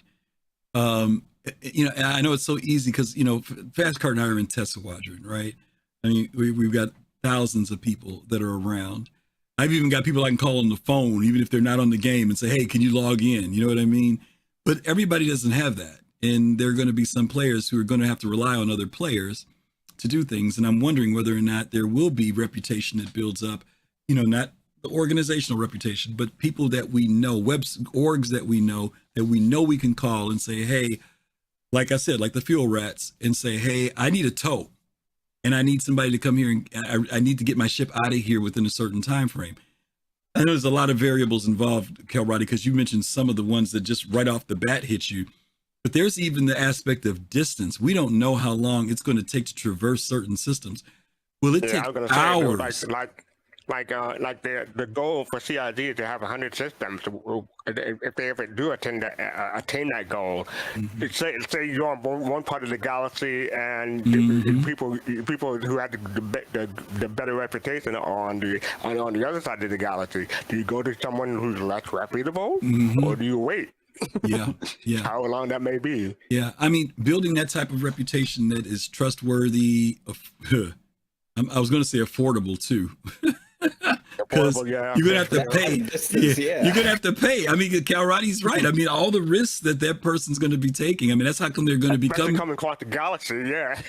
That's why they will become well known for what they do. But like you said, to be able to navigate all of those hurdles and be able to achieve it can build great reputation for someone to become, really well known for doing it. I'm just curious to see how it goes, because if you all played Eve, if you played Elite Dangerous, you'll know what I'm talking about. Jumping from, if you're jumping 2 or 3 systems, that's one thing. But if, like Fastcard said, if you've got somebody who's literally across the system somewhere, you can't trust everybody. And maybe it takes hours.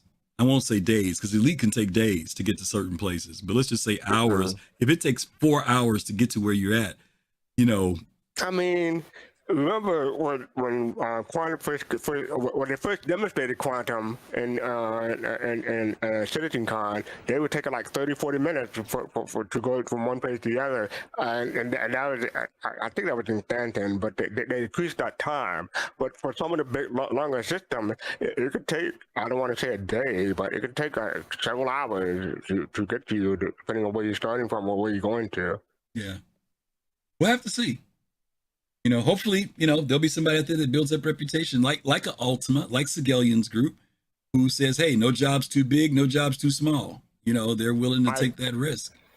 I remember back in Eve, I started out in Mimitar space, and I heard the big resource hub, not resource hub, economy hub with Jita 44. That took like an hour to get from Mimitar space to Kandari space. That was a long haul for me back in the day. But it's going to be even worse in Star Citizen, I imagine. We'll see. Good night, Gladestone. Thanks for hanging out, buddy. Good seeing you, man. Take care, Gladestone. Yeah. Okay. Let's move on to this thing with touring. These are going to be folks like our good friend Dark Knight, going to sporting events, social events, exotic locations. We've already had an example of this fast card a couple of years ago when Admiral Esports was doing the Daymar Rally, and they invited certain folks to come out and ride. They actually hired. This was really kind of cool. Calradi, they actually had on each server an 890 jump, and then they hired a pilot for those 890 jumps, and then they invited 10 to 12 people, 10 people to be on each 890, 8 people rather. That is cool. And those people got to get a tour, and the pilots knew to take them to Daymar. We waited there. Then when the race started, all the ships lifted up, and we flew over the race while it was going on. At nighttime, one of the coolest things that they did was they inverted the ships upside down so that we were seeing the race from looking up through the glass, you could see the headlights of the racers while they were racing. You know what I mean? It was really cool. It was very well coordinated. And so my question is, when it comes to touring, will there be people who actually say, you guys want to hire us to take your people somewhere to an event? Maybe we did this with the Snobs one year. We all got together and got on an 890 jump and went together. We hired somebody to pilot us there. Is that something that could happen? Or social events? Maybe some org is celebrating something that they want to do. Or exotic locations. We know there are certain systems that there may be some great solar thing or stellar thing to see, or maybe there's certain animals, or maybe there's got a great beach, a black pearl beach, whale watching, whatever the case may be. Is that something you think that people can take their E1 or their Genesis Starliner or their 600i touring and take people out into Phoenix? Is that something you guys think that could be people get known for doing? Star Citizen, the game where you can do many things, but a lot of things can go wrong. And I say that because when it comes to touring, especially when using a larger ship, you need to be able to have proper logistics, proper planning. And you going to an event, it could be someone or a group of people who may be willing to or aiming to upset that event. Yeah. And that means you'll need to have security or someone who's aiming to upset anything in your ship. You'll need security, or you'll need the resources, like drinks, etc., etc. Do me a favor. Do me a favor. Paint what would be bad if I'm a tycoon and I'm running a company that does that. Yeah. In the future, mind you guys, the stuff we're talking about now is in the future. We're not talking about now. You know, the example I gave about the Daymar rally was now. That was something that happened now that they were able to do. But we're talking about later, when all the mechanics are in, when everything's working well, stability, everything else, right? We're talking about then. What are some things that, if I want to operate a company, you mentioned about logistics and making sure things are right. What would be the things I need to worry about to build a good reputation, saying, hey, go with Griffin, Greyhound. They do the best tours of Terra. What would be something that they need to do? That's going to be security, knowledge and medical gameplay in case something, knowledge and exploration, being able to fly the ship in case something attacks you. So you have to actually be able to haul that, that Genesis out of there. And at the same time, you're going to have in case you go somewhere or you need to flee somewhere in case something happens and, you don't have good reputation, or you don't have that has good reputation to a place that you need to go emergency to help some of your passengers out, then what good is that going to do for your reputation, for that person who actually wanted or paid you as a contract to go there. So touring, I think, is going to be a culmination of many different aspects, because it's going to be predominantly, I think, player created, mixed in with exploration, but it's also going to be that sandbox gravitation of many different aspects of the game, mechanics wise, that's going to require you to have many different persons, depending on the activity, of course, and the location, to be on board in that ship or have escorts around that ship to get that, those personnel where they need to be. Okay. I'm looking. Go ahead, Pascal. I just want to say I was looking forward to Calvary's answer to this, because as soon as Griffin was describing his experience, our experience with the Daymar rally on an 890 jump, Calvary started smiling like he was the Grinch stole Christmas. Yeah, and I get when he's talking about from the danger side of it, from external dangers. I think there are also internal ones. You have to make sure. You mentioned earlier about having medical staff on the ship. There's also the dynamic of the ship itself, right? There are going to be possibilities of component failure, where you need someone who knows engineering, knows how to take care of the ship if something goes wrong on the ship, right? So it does create, like you said, a team effort to build a reputation like that, right? Because if I just want to say, well, Griff's just going to take folks out in his Phoenix, but if something goes wrong, well, why did it go wrong? Well, maybe because Griff didn't prepare and have a team of people to help build that level of reputation. I'm curious to see whether there'll be people out there that'll do that. DK is really big about the Genesis Starliner, right? And we know that the Starliner, when we get to transportation, we'll talk about it a little bit more, but there's reputation tied into being able to fly that ship around, particularly in UEE space. But we'll talk about that when we get to it. Exotic locations. Can somebody become like a travel thing? Like kind of like Royal Caribbean, you know what I mean? Like, could somebody actually get to that point? I can see it. There'll be a niche audience or a niche person for that. But I can see someone who's like, yeah, man, come to me and I'll take you on a tour for like rail hunting, like we just said. Yeah, I can see someone building a reputation for that definitely after the game launch. Yeah. Were you going to say, Calvary, about that? Yeah, I was going to definitely FC. You're cutting out again. You're cutting out too much. Oh, okay. Reputation, exploration, being able to know exactly where the really good spots are.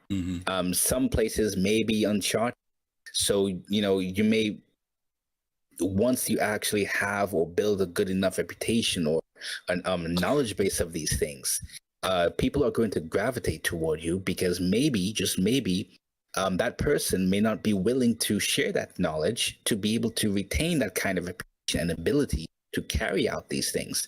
Perhaps not even only for touring, for sightseeing, but you may want to carry the a particular group of people to get exotic materials. So, and who knows, just maybe, if you say, okay, you can come with your ship, depending on how CIG plans on allowing us to record unknown locations, you can't come with your ship. You can only come in my ship, so you can't really this location. So if I take you to this place for this material or these opportunities, then when I carry you back, you still don't have a proper recollection of that location. So that person who took you there has that ability to take you to and from because they've worked up that reputation. They've worked up their ability, their exploration, their reputation to get and access those kinds of opportunities. Yeah. I'm curious as to whether or not they will build reputation to the degree that even certain, let's say you're piloting that ship, taking somewhere, that the reputation is based on you having access to something, but your passengers, it doesn't make a difference for them. Yeah. You know what I mean? But you've got to have that reputation level to be able to go there, whether it's... Go ahead. Coincidentally, that was something that occurred in Microsoft, but in one of the mods. I remember it was the Battlestar Galactica, and players had the ability to dock inside of another ship. And we couldn't, so if you didn't have the right faction affiliation with a particular jump gate, you could not go to that jump gate. You could not land on a particular space station. As a result, we had to dock on, I was part of it was called Angels of Fang station, and we had to dock within someone's Battlestar, and he took us from point A. It was about 7 different jump gates that we had to go through. Our locations, we couldn't record the locations with the nav maps, and we couldn't land in the station because we didn't have a station to land. And we couldn't land on, I can't name the planet, because it wasn't going to give us individual clearance. But because he had clearance with regards to his faction affiliation, he was able to land. So we were able to buy the weapons, not all the weapons, because the weapons also were reputation gated. But we were still able to access certain things that we weren't able to access if he didn't take us there. Wow. So I think, eventually that may also come into play with what you were talking about. Yeah, interesting. What was the game you were talking about again? This was Microsoft Freelancer, but this was you. You're cutting out again. It was Freelancer. Oh, really? Okay. It was the Battlestar Galactica. Okay. You cut out when you said Freelancer last time, so I didn't hear it. Okay, thank you. Okay, very cool. Very cool. Okay, let's hit on trading real quick here. Let's talk about building a reputation and becoming a tycoon with trading. FC, how do you see that for yourself or either for other players in the sense of, building wealth? What are the things you see beyond? Because obviously there's going to be a lot of people doing trading, but what makes this to the point where somebody gets to build reputation, get to be well known for what they're buying? Somehow amassing a huge amount of wealth in a short amount of time. I said at the beginning, so buy low and sell high, but timing is going to be a big thing. It's not everything when it comes to that. And I think the first person who crosses a certain threshold, like say a billionaire or maybe 500 billion ESC, not say ESC, but I mean UEC. I'm thinking Eve Online. Sorry, UEC. When the game launches, they can post the screenshot and say, "Oh, I had this much money," and that person would be known as maybe a tycoon or something. Definitely someone who has a reputation now for having a lot of money in such a short time. Do you think that trading will remain within common commodities? Or will there be people who are for exotic items or trading? We talked about animals earlier. Like, what are the areas that, because you keep talking about buys low, sell high, and I get that, but that's just one dynamic of trade. What are some things that people can do maybe I don't have a big ship, but I've got this one piece that's worth freaking 100,000, UEC. You know what I mean? That I can put on a freaking. My opinion, I think it'd be best to diversify and not put all your eggs in one basket. You talk about exotics or doing common stuff. I say doing a mixture of the two, depending on what the market is at a certain time. In my opinion, that would be the best way to go. But maybe at a certain point, something really exotic comes into the game and you corner the market on it somehow because you're in the right place at the right time. That could be a thing. Yeah. Was this Heroic Immortal says willing to deliver in high risk areas or amount earned in high risk areas. Amount earned in high risk areas. Yeah, I mean, sometimes there's that situation where you've got to go through some funky places to get to another place. Is that something you'd be willing to consider doing? Like, would you be willing to? No. I probably won't become a tycoon. I probably won't be one of the first to become a tycoon because I won't be willing to take certain risks. Okay. But there will be certain people who will be taking those risks and reaping great benefits from those risks. Okay. Karate, any thoughts on this one with the trading? Yeah, I see this. You're cutting out again, bro. Sorry.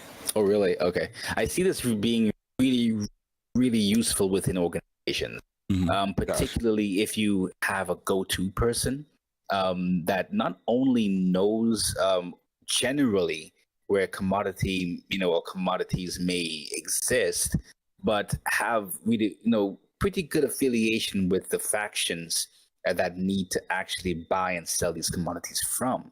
Because I remember, some shows ago, you were discussing, the value of the websites, right? But in a dynamic economy, especially where reputation, becomes more prevalent. Yes, you can have the general idea of where you can go and to buy commodities, but if you know somebody who's been really going at it and building reputation, and perhaps we don't know how CIG is going to award the alert of, tradable commodities. But what if, because of your involvement in those trading commodities or in that trading gameplay, that you actually get pre-alerts in advance to know when something is potentially going to change in terms of the market value. Insider trading. Exactly. Yeah. So you may not be able to know this information from the websites, from the external websites. You may have the general information, sure, but in an organization, you may be that person that may have that reputation to know in advance. Okay, there's a chance that this is going to drop, this is going to rise. Okay, let's go to this system to get ready for the potential buy or the potential sell of your commodity. Perhaps, especially since if we have a lot of resources, and we may need to trade other resources using what we have, that could be a good opportunity for us. So do you think, okay, this is really interesting because I've been watching some older videos recently that Chris Roberts was talking about the design of the game and AI and all this stuff. And there's always supposed to be this, like, the way they're trying to keep the economy and things running in this game is that NPCs, AI, will always be there to counter or to keep balance with what we may be doing as humans. So in other words, we can't corner the market. That's the deal, right? We can't corner the market. In some games that's been an issue. So a Hull E, three Hull E's decide to show up at a station. NPC driven, right? Okay. NPC driven, not gamer driven. Right. It's a deliberate effort to change the market a little bit, right? How do we compete against that? Because there's always going to be this. I mean, I'm sure CIG is going to let the wave swing in each direction, right? You know what I mean? Yeah. But it's almost going to be one of those deals where it's like going to the casino where the house has the advantage, right? The NPCs, to a certain degree, will be there to keep balance so that Fastcart cannot become, the king of Laranite. You know what I mean? He can make a lot of it. Don't get me wrong. But he can't lock it down, right? He can't shut out other players. There's always going to be this thing that offsets. Maybe there's the game will make it where a new mining strike gets found on some planet, and all of a sudden Laranite comes back into the market that wasn't there before, right? Supply and demand changes because of that. Do you think with that being a factor with trade, it will be difficult to become the tycoon? Maybe you'll just become well known, but there's no real way for him to really, I don't want to say corner the market, but in a way I am saying corner the market. I don't think I can corner the market, but become well known depending on how I go about things. But yeah, like you said, it will be difficult. But and I say again, if you have some kind of reputation already, like maybe you're a streamer. I'm not talking about me specifically, but maybe there's a streamer out there who's you know, doing it on air. They can build a reputation in that way, but that's more of a matter of outside gaming rather than inside gaming. Yeah, that's tough. Okay. All right, we're gonna hit this last topic here: transportation. I saw some good things in the chat that I want to highlight here because they were definitely on my brain, so we were on the same wavelength. But transportation, both personal and commercial. We talked about the idea of, used DK as an example with the Sega Genesis. There you go. It's really how crazy my brain is. The Crusader, the Crusader Genesis. At least I didn't say the Book of Genesis, but let's say the Crusader Genesis, right? We've got the E1. We've got the Phoenix. We've got this idea of, even, believe it or not, the ship that I want to use a lot for doing personal transport, like when people put out a beacon, is the 85X. One, it's fast, it's nimble, I can get in places. But even more, it's a 2-seater. And nobody can shoot me. It's a VIP thing. Nobody can shoot me. Nobody can shoot me when I'm in it. So the risk is lowered so much lower. I don't have everybody coming up behind me and popping me in my head, right? But even that ship for transportation, for getting people around. A couple of people mentioned in the chat about VIP movement, right? Things of that nature. Or people who may be hired out because two orgs want to have a meeting somewhere and they want a neutral party to transport people. There's a lot of other weird gameplay, role play areas in here where people can get known for transportation. The Genesis, again, from what CIG has told us, and of course this is all what's on their whiteboard, guys. We don't know if it's going to be the final product, but one of the things they said is the way customers are treated. If they're served beverages or food, whatever requests they have, you have to have a crew on there to be able to serve these folks a certain way. If you get there on time, if you get there safely, there are all these factors that help build reputation. So I'm wondering, you know, CIG has also implied that human gameplay should always exceed NPC gameplay. So somebody's going to be good at doing transportation, and it's not going to be the NPCs. The NPCs may be adequate and average to get you there, but they're designing the game so that, you know, Dark Knight Airlines can actually build reputation in the game and be known. Now, I'm curious, when we go into the spaceports, you know how they have the charts up there for flights and everything? Do you think that there'll be some form of ranking that goes there? That maybe that's how we can find out who the best transport company is that's player driven? How will we find out who those people are in the game? How many blackouts you experience? The what experience? How many times you black out in transportation? The G-forces? I was gonna say I think it'd be more word of mouth outside the game rather than inside the game. But who knows? Maybe CID will find a way to implement something inside the game for that stuff.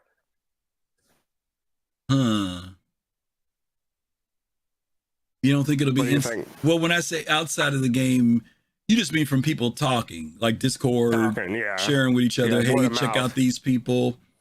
Okay. Right. And my question was, do you think they could implement it into, when you go into spaceport, they list who's there.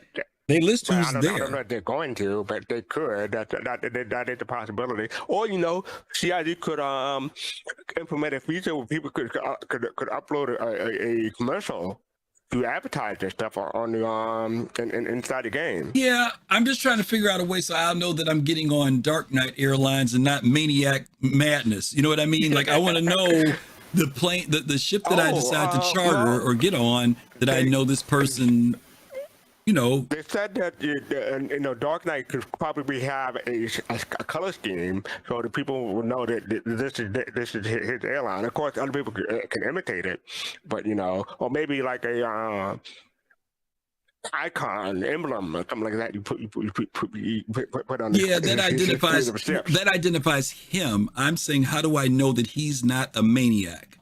I'm saying, what's the scale of knowing that he is good at what he does, that his airline, his company. Yeah, and that's why I'm asking, do you think that maybe in the spaceport they have the listing of all the different carriers? So do you think, because remember, they said that you're going to take missions, right? When you as a transport person. And you're going to get rated on those missions. And I'm saying, can that become basically what I'm saying, Fast Car, is can that be the leaderboard? Can that become the way that when I want to know if I want to fly with somebody or hire somebody, I can go there and say, oh, Dark Knight Airlines is number 3.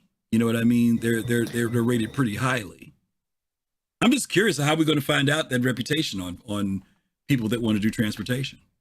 So I don't know. We're theory crafting, y'all. Theory crafting. Keep this in mind. All this is theory crafting. Theory crafting, speculating. Mm-hmm. So I had made the joke with the blackout or blacking out or even whiting out. And, even though we experience these things client side, I do wonder if they can record it on the server end. For example, ships may experience particular Gs when they're flying. Maybe there's a particular threshold that if we cross it, or a range of thresholds, if we cross it, that automatically rates us in some way. They implied that. They implied getting them there safely was going to be a factor. Now, I don't mean like blown up. I mean the way the ride is. You know what I mean? Exactly. Yeah, you're doing 360s landing into the airport may not be a good thing, right? Yeah, exactly. And perhaps if there are multiple stops, if you have the right team on board, if you can squeeze out your system just the right bits that you don't have to stop by a fueling station and get to that final destination without having to delay that transport time. Perhaps all these things can be quantified. So the blacking out, the whiting out, the number of Gs the ship may experience on the way, especially in case something in terms of danger or hostilities. How do you fly that ship to ensure that your passengers, don't faint on your way to your final destination? So maybe these things can be. I don't know if they are recorded on the server end. Compared to what we experience. Yeah. Danger Hobo said they can have a TikTok social credit score. Yeah, I saw that. That made me chuckle. And also, I want to bring up that there's obviously different type of transportation, like that VIP transportation that I think we're concentrating on. But there's normal transportation where you try to get as many people to a place as possible for the best price. And CID, I forget who, but they've specified or stated that there may be variant for the Genesis Starliner. Like there one, one's the Starliner, but maybe another Genesis could be concentrating on something else. Yeah, but that goes into other fields. They're not transportation. They had a cargo version and a military version and all that other stuff. But I'm keeping it within the context of transportation. And to your point, we're not just talking about VIP because, like, I got up here, I've got personal and commercial. And commercial, and you're right. The both of those can be. And again, CIG is. Man, I don't want to get into the lore about the whole thing of flying around the UEE, but you actually have to be certified to be able to fly in UEE space, which is really interesting that they're going to actually do that. You have to have a permit to do it. So you just can't go out there and start flying people around using the spaceport. Well, a question I want to ask you guys is, have you guys ever transported somebody? I mean, that's all you did. Somebody needed a ride somewhere. Have you guys ever done that in the game?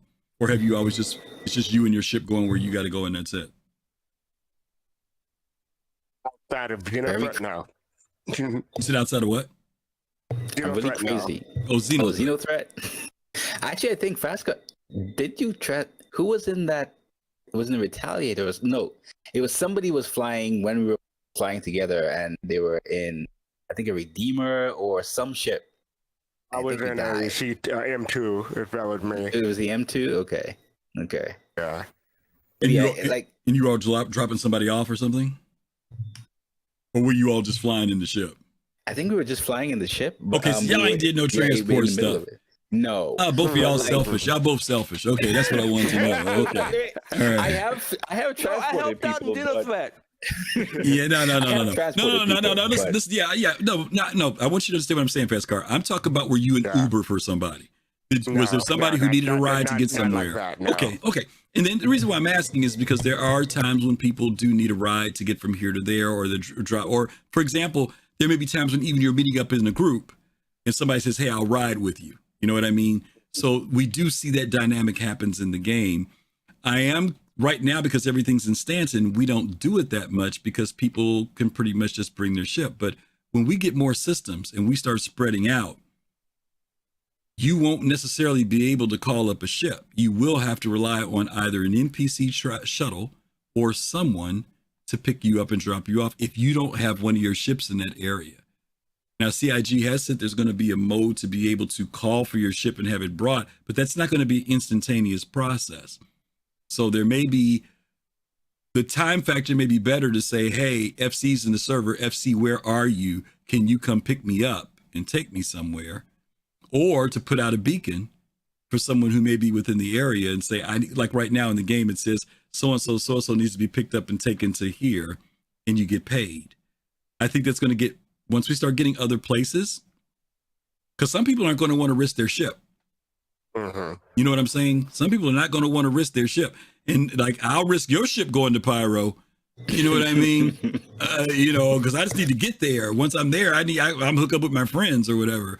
But I don't necessarily want to take my ship to Pyro, because once I take it in, I also got to take that sucker out.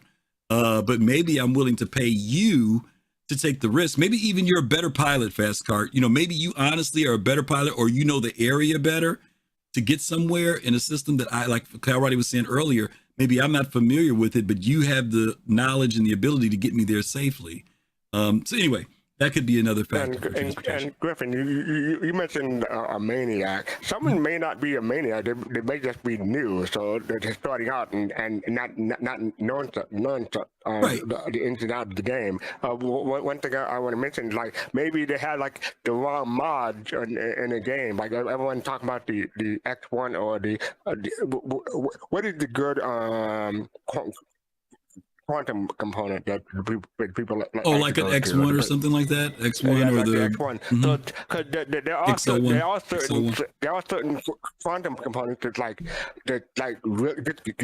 get to someplace really fast, but eats up fuel really quickly. So someone may be stranded because they use the wrong mod. So you got to be careful with that. So yeah. No, absolutely. I mean, I think that's all. When we talk about reputation, I think we have to include with Cal Roddy, when you mentioned logistics, you want to have somebody not only that comes in the ship, but comes in the right ship that's equipped, that's prepared, that's ready. Not to be funny, but we've been out on ships before and people they don't have food or water with them. What builds reputation if somebody says, hey, I've got food down in the kitchen? You know what I'm saying? I mean, there's all these little weird things that as the game builds out more, that right now may not seem significant, but later on could mean the difference in you being able to achieve something. If you're jumping multiple systems and somebody happened to get on your ship and didn't pay attention that they were at 28% liquid, and what, are you going to stop and pull over somewhere for them to get a bottle of water, or are you going to have water on your ship? I'm just saying those things are going to mean something later on.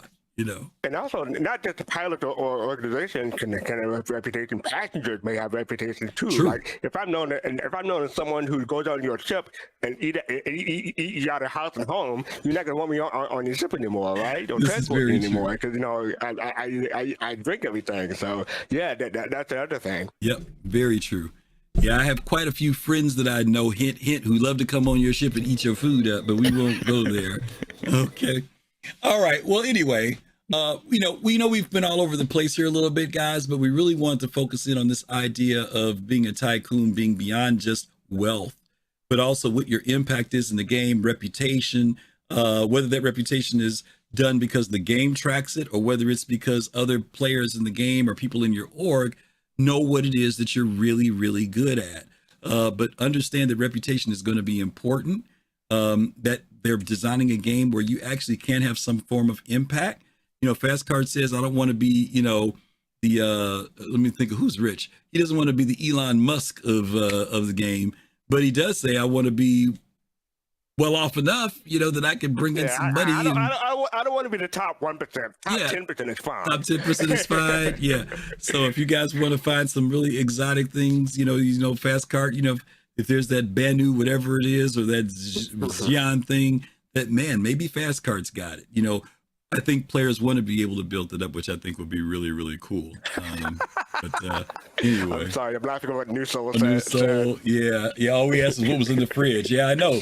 Like I said, I got some friends, just like I said. Okay. Anyway, let's go ahead. One Q&A. Yeah, I know. We've got some Q&A. Okay. Well, go ahead, Fast Card. Go ahead and read off what we got. Okay, this is from Carl. So let me drag this over so I can get the full screen. Okay, so from aside from the Starfarer, none of the RRR ships are on the progress tracker even now. What ship do we expect to be in player hand when Pyro releases in 20? Well, he said 20. Oh, you mean 320, or you said 2020, but yeah, I guess you mean the year. But what ships do you expect to be in players' hands that are not in players' hands now when Pyro releases? That's a good question. We were talking about this the other day. Is what does it take to go into Pyro? What other than what we have, because we know we don't have everything that we need to go into Pyro. And let's get rid of all the technical stuff, right? The server meshing and all that other stuff. Get past all that. And let's just say Pyro's ready. Like, the question would be, I'd ask chat, what are some of the ships that you guys think that we need to have? I know one of them, at least one of them that many of us have agreed on, is going to be something like the Liberator. I was going to say that. You stole my answer. Yeah. Now let me say this. We've also countered the Liberator because no one has seen the Liberator. The ship that we have seen is the Kraken. Now, I know that sounds pretty extreme because it's a cap and it's a very big ship, and you would think we would see it on the progress tracker, which I would agree with you 100%. But I will say that every video that they just about, if I'm not mistaken, every video they've shown us with Pyro so far, the Kraken has been in it. It was in the Jax videos. It was in the video for the, what's the called? Not the Antares. What's the other ship called? Yeah, the Antares commercial. It was in there. It was in the ship for the RSI. I always forget the name of that ship, the freaking X-Wing thing. The Scorpius. The Scorpius. It was in there. The Carrot keeps showing up. Kraken. Kraken. Thank you. The Kraken. It keeps showing up. But the reason why I'm saying that we know we need one of those is because, as you guys know, most of the fighters, I don't know about the heavy fighters like the Wardens. The Wardens may be able to traverse that area and at least get to a station where they can refuel. But most of the light fighters and the medium fighters, right now, I know some of the medium fighters, you can't even get from R Corp past Hurston. You can't go to Microtech. You've got to stop somewhere and fuel in between that area. And as someone mentioned earlier, and I said this earlier, that Pyro is 2.5 times the size of Stanton. So we don't know how many fueling stations or places to refuel are. We know CIG has implied that the Starfarer has become of greater importance in that system. I hope they bring back the Cryastro and Pyro. Well, even if there's a Cryastro, the question is who's running it. How safe is it to go to? If you remember when Cryastro was in Stanton, it was a dangerous place. And that was to Stanton. Yeah, that was in Stanton. It was dangerous to go there. You could get lucky and go and no one was there, but then you could get there sometimes and there were people waiting for you and you needed to refuel. And once you got there, if you were low on fuel, you were stuck. You had to fight or die. So whether we'll see something like that happen again in Pyro, again, we don't know where everything is there. We know that there's Ruin Station. We know there are a couple other places that you can stop, but we don't know where they are on the map. We'll have to, unless they put it on the map, we'll have to find them. So, the Starfarer is it for now. The Starfarer has a decent amount of range on it. And Cal Roddy mentioned this earlier about the fact that if the mechanic is placed in it where it can pull hydrogen so that it can create hydrogen fuel, that would be great. But right now it doesn't do that. We do know that it has a refinery in it, and it has a refinery for itself inside of it. So it can refuel itself. But for right now, that's it. The Vulcan is a smaller ship. I don't think the range is there for it. I think it's meant to work within a system, but I don't know. We'll have to see what else is out there.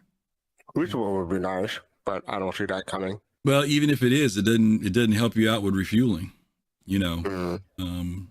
So yeah, I don't know. The Galaxy class ships are not the Galaxy, the Odyssey. You're able to refuel a small snub on side of that. There's a fueling port inside of its hangar, but that's just for a small ship. So I thought the Odyssey could only fuel itself. No, the Galaxy can only use the Quantanium that is fueled from it, but there is a fueling area inside of it. Okay. But you can't sell the fuel or offload anything like that. The Quantanium you pull is just for it. So yeah, we'll have to see what happens. That's a good question. But you know, CIG, if they're going to put us in Pyro, they've got to give us ways to move ships around and for us to transport things. And we have a last minute question. You want to take it or go ahead, read it? You can read it. This is from MT Stunner. Do Drake ships need to be do Drake ships need to be wrapped in bubble wrap before traveling through a jump gate? Oh, Stunner, you're going to get those Drake fans all riled up. You're going to get them all fired up. I tell you. Short answer, yes. That's the short answer, huh? Okay, that's the short answer. Okay. Well, listen, we are wrapping up the show, and we've had great conversations today with my buddies Fast Cart and Cal Roddy. FC, why don't you talk about what we got coming up? Cal Roddy, you cover next Saturday, and I'll cover next Sunday. So on Thursday, we have Soul Talk. We talk to members of the community with it's a open mic group, open mic talk where people can come in on Discord and talk with us about what's going on in Star Citizen Live, what's going on in ISC, Inside Star Citizen, and this week on Star Citizen in general. So it's a great show in my opinion. We always have fun, and you know we could sit back and relax and talk Star Citizen. So yes, it's Thursday 9 p.m. Eastern, 1 a.m. UTC. Karate. All right, and Saturday 3 p.m. we have. You are chopping up badly. Yep. I am. Oh, okay. Let's go. Okay, so we got 3 p.m. Eastern time. Woo! This Saturday, we have, we talk about all the voices of the community, Spectrum, Reddit, you name it, everywhere. You guys can hear me? Nice. So come in, voice your opinions about different topics. We even have, of course, the player haters occasionally. Tune in for that too, because I missed the last time. Well, a certain person missed the last time. I know they want to chime in again. And of course, it's a series of different, events right after Soul Voices. I'm going to let you handle that, Griff. All righty. We actually have one more question. Somebody, you should just do that all the time from now on. Okay. We've got one more question, actually. Admiral Kusanagi asked, he said, how will stations receive supplies and fuel? Will the Hull D be able to deliver fuel? We haven't talked about a station being out of fuel. Yes, there are some things that we didn't talk about. One of those things, remember I mentioned earlier about the impact of NPCs in the universe. We don't have it right now, so it's very easy for us to forget that NPCs are going to be doing a lot of what we do as well. CIG said that, for example, if a settlement or a station needs fuel, there will be a mission that will go out saying that it's needed, and it will be for players to fulfill that mission. But if players do not fulfill that mission within a certain time frame, an NPC will fulfill that mission. So the demand will be there for us to respond to, but take into consideration that the servers will fluctuate with how many people are playing the game at any given time.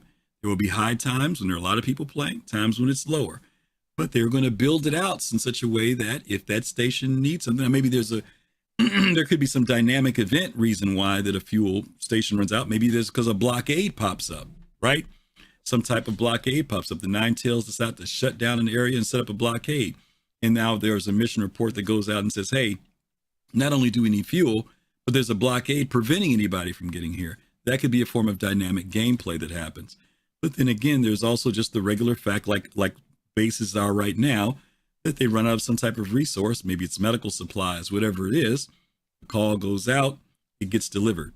Whether it's whatever ship it is, Hull D. Now, don't forget in the lore, the Hull C is the most used common ship for trade, not by players, but in the universe. There's NPCs too. So if we're not delivering it, there's still a 9-to-1 ratio, if I'm not mistaken, 9-to-1 ratio where they will 10 to still 1, 9 to 1, one of those, something like that, where they will still be able to deliver it. But the option will go to us first, and then if we don't respond and it's needed, then the NPCs will fulfill whatever that order is. So that's the basics on that.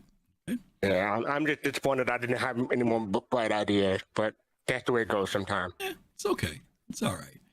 All right. Last but not least, let's talk about next week, next Sunday.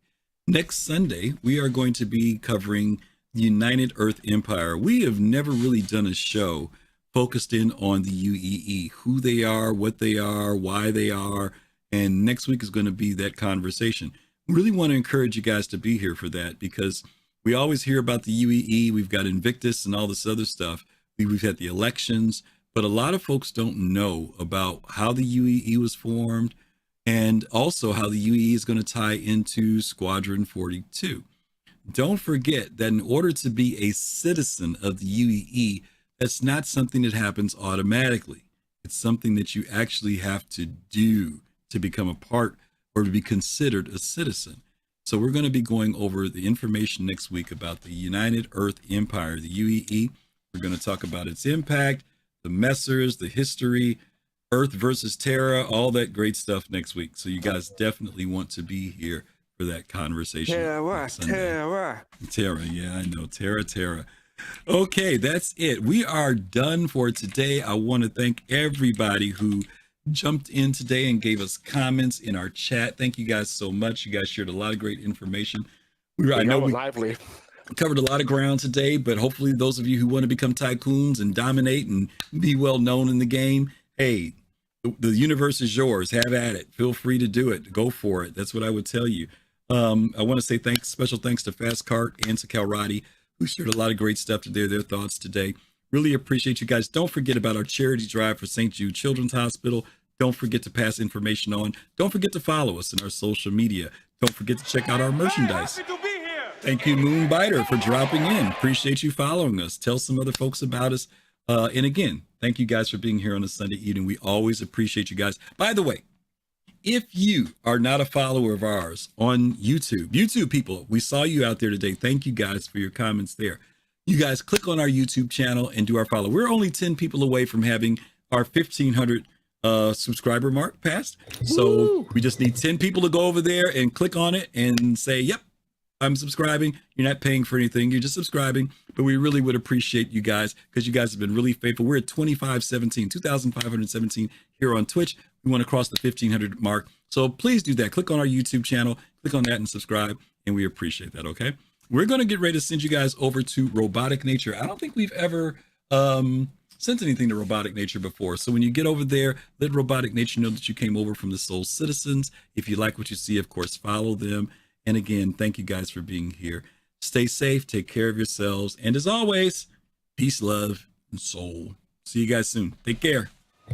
Bye.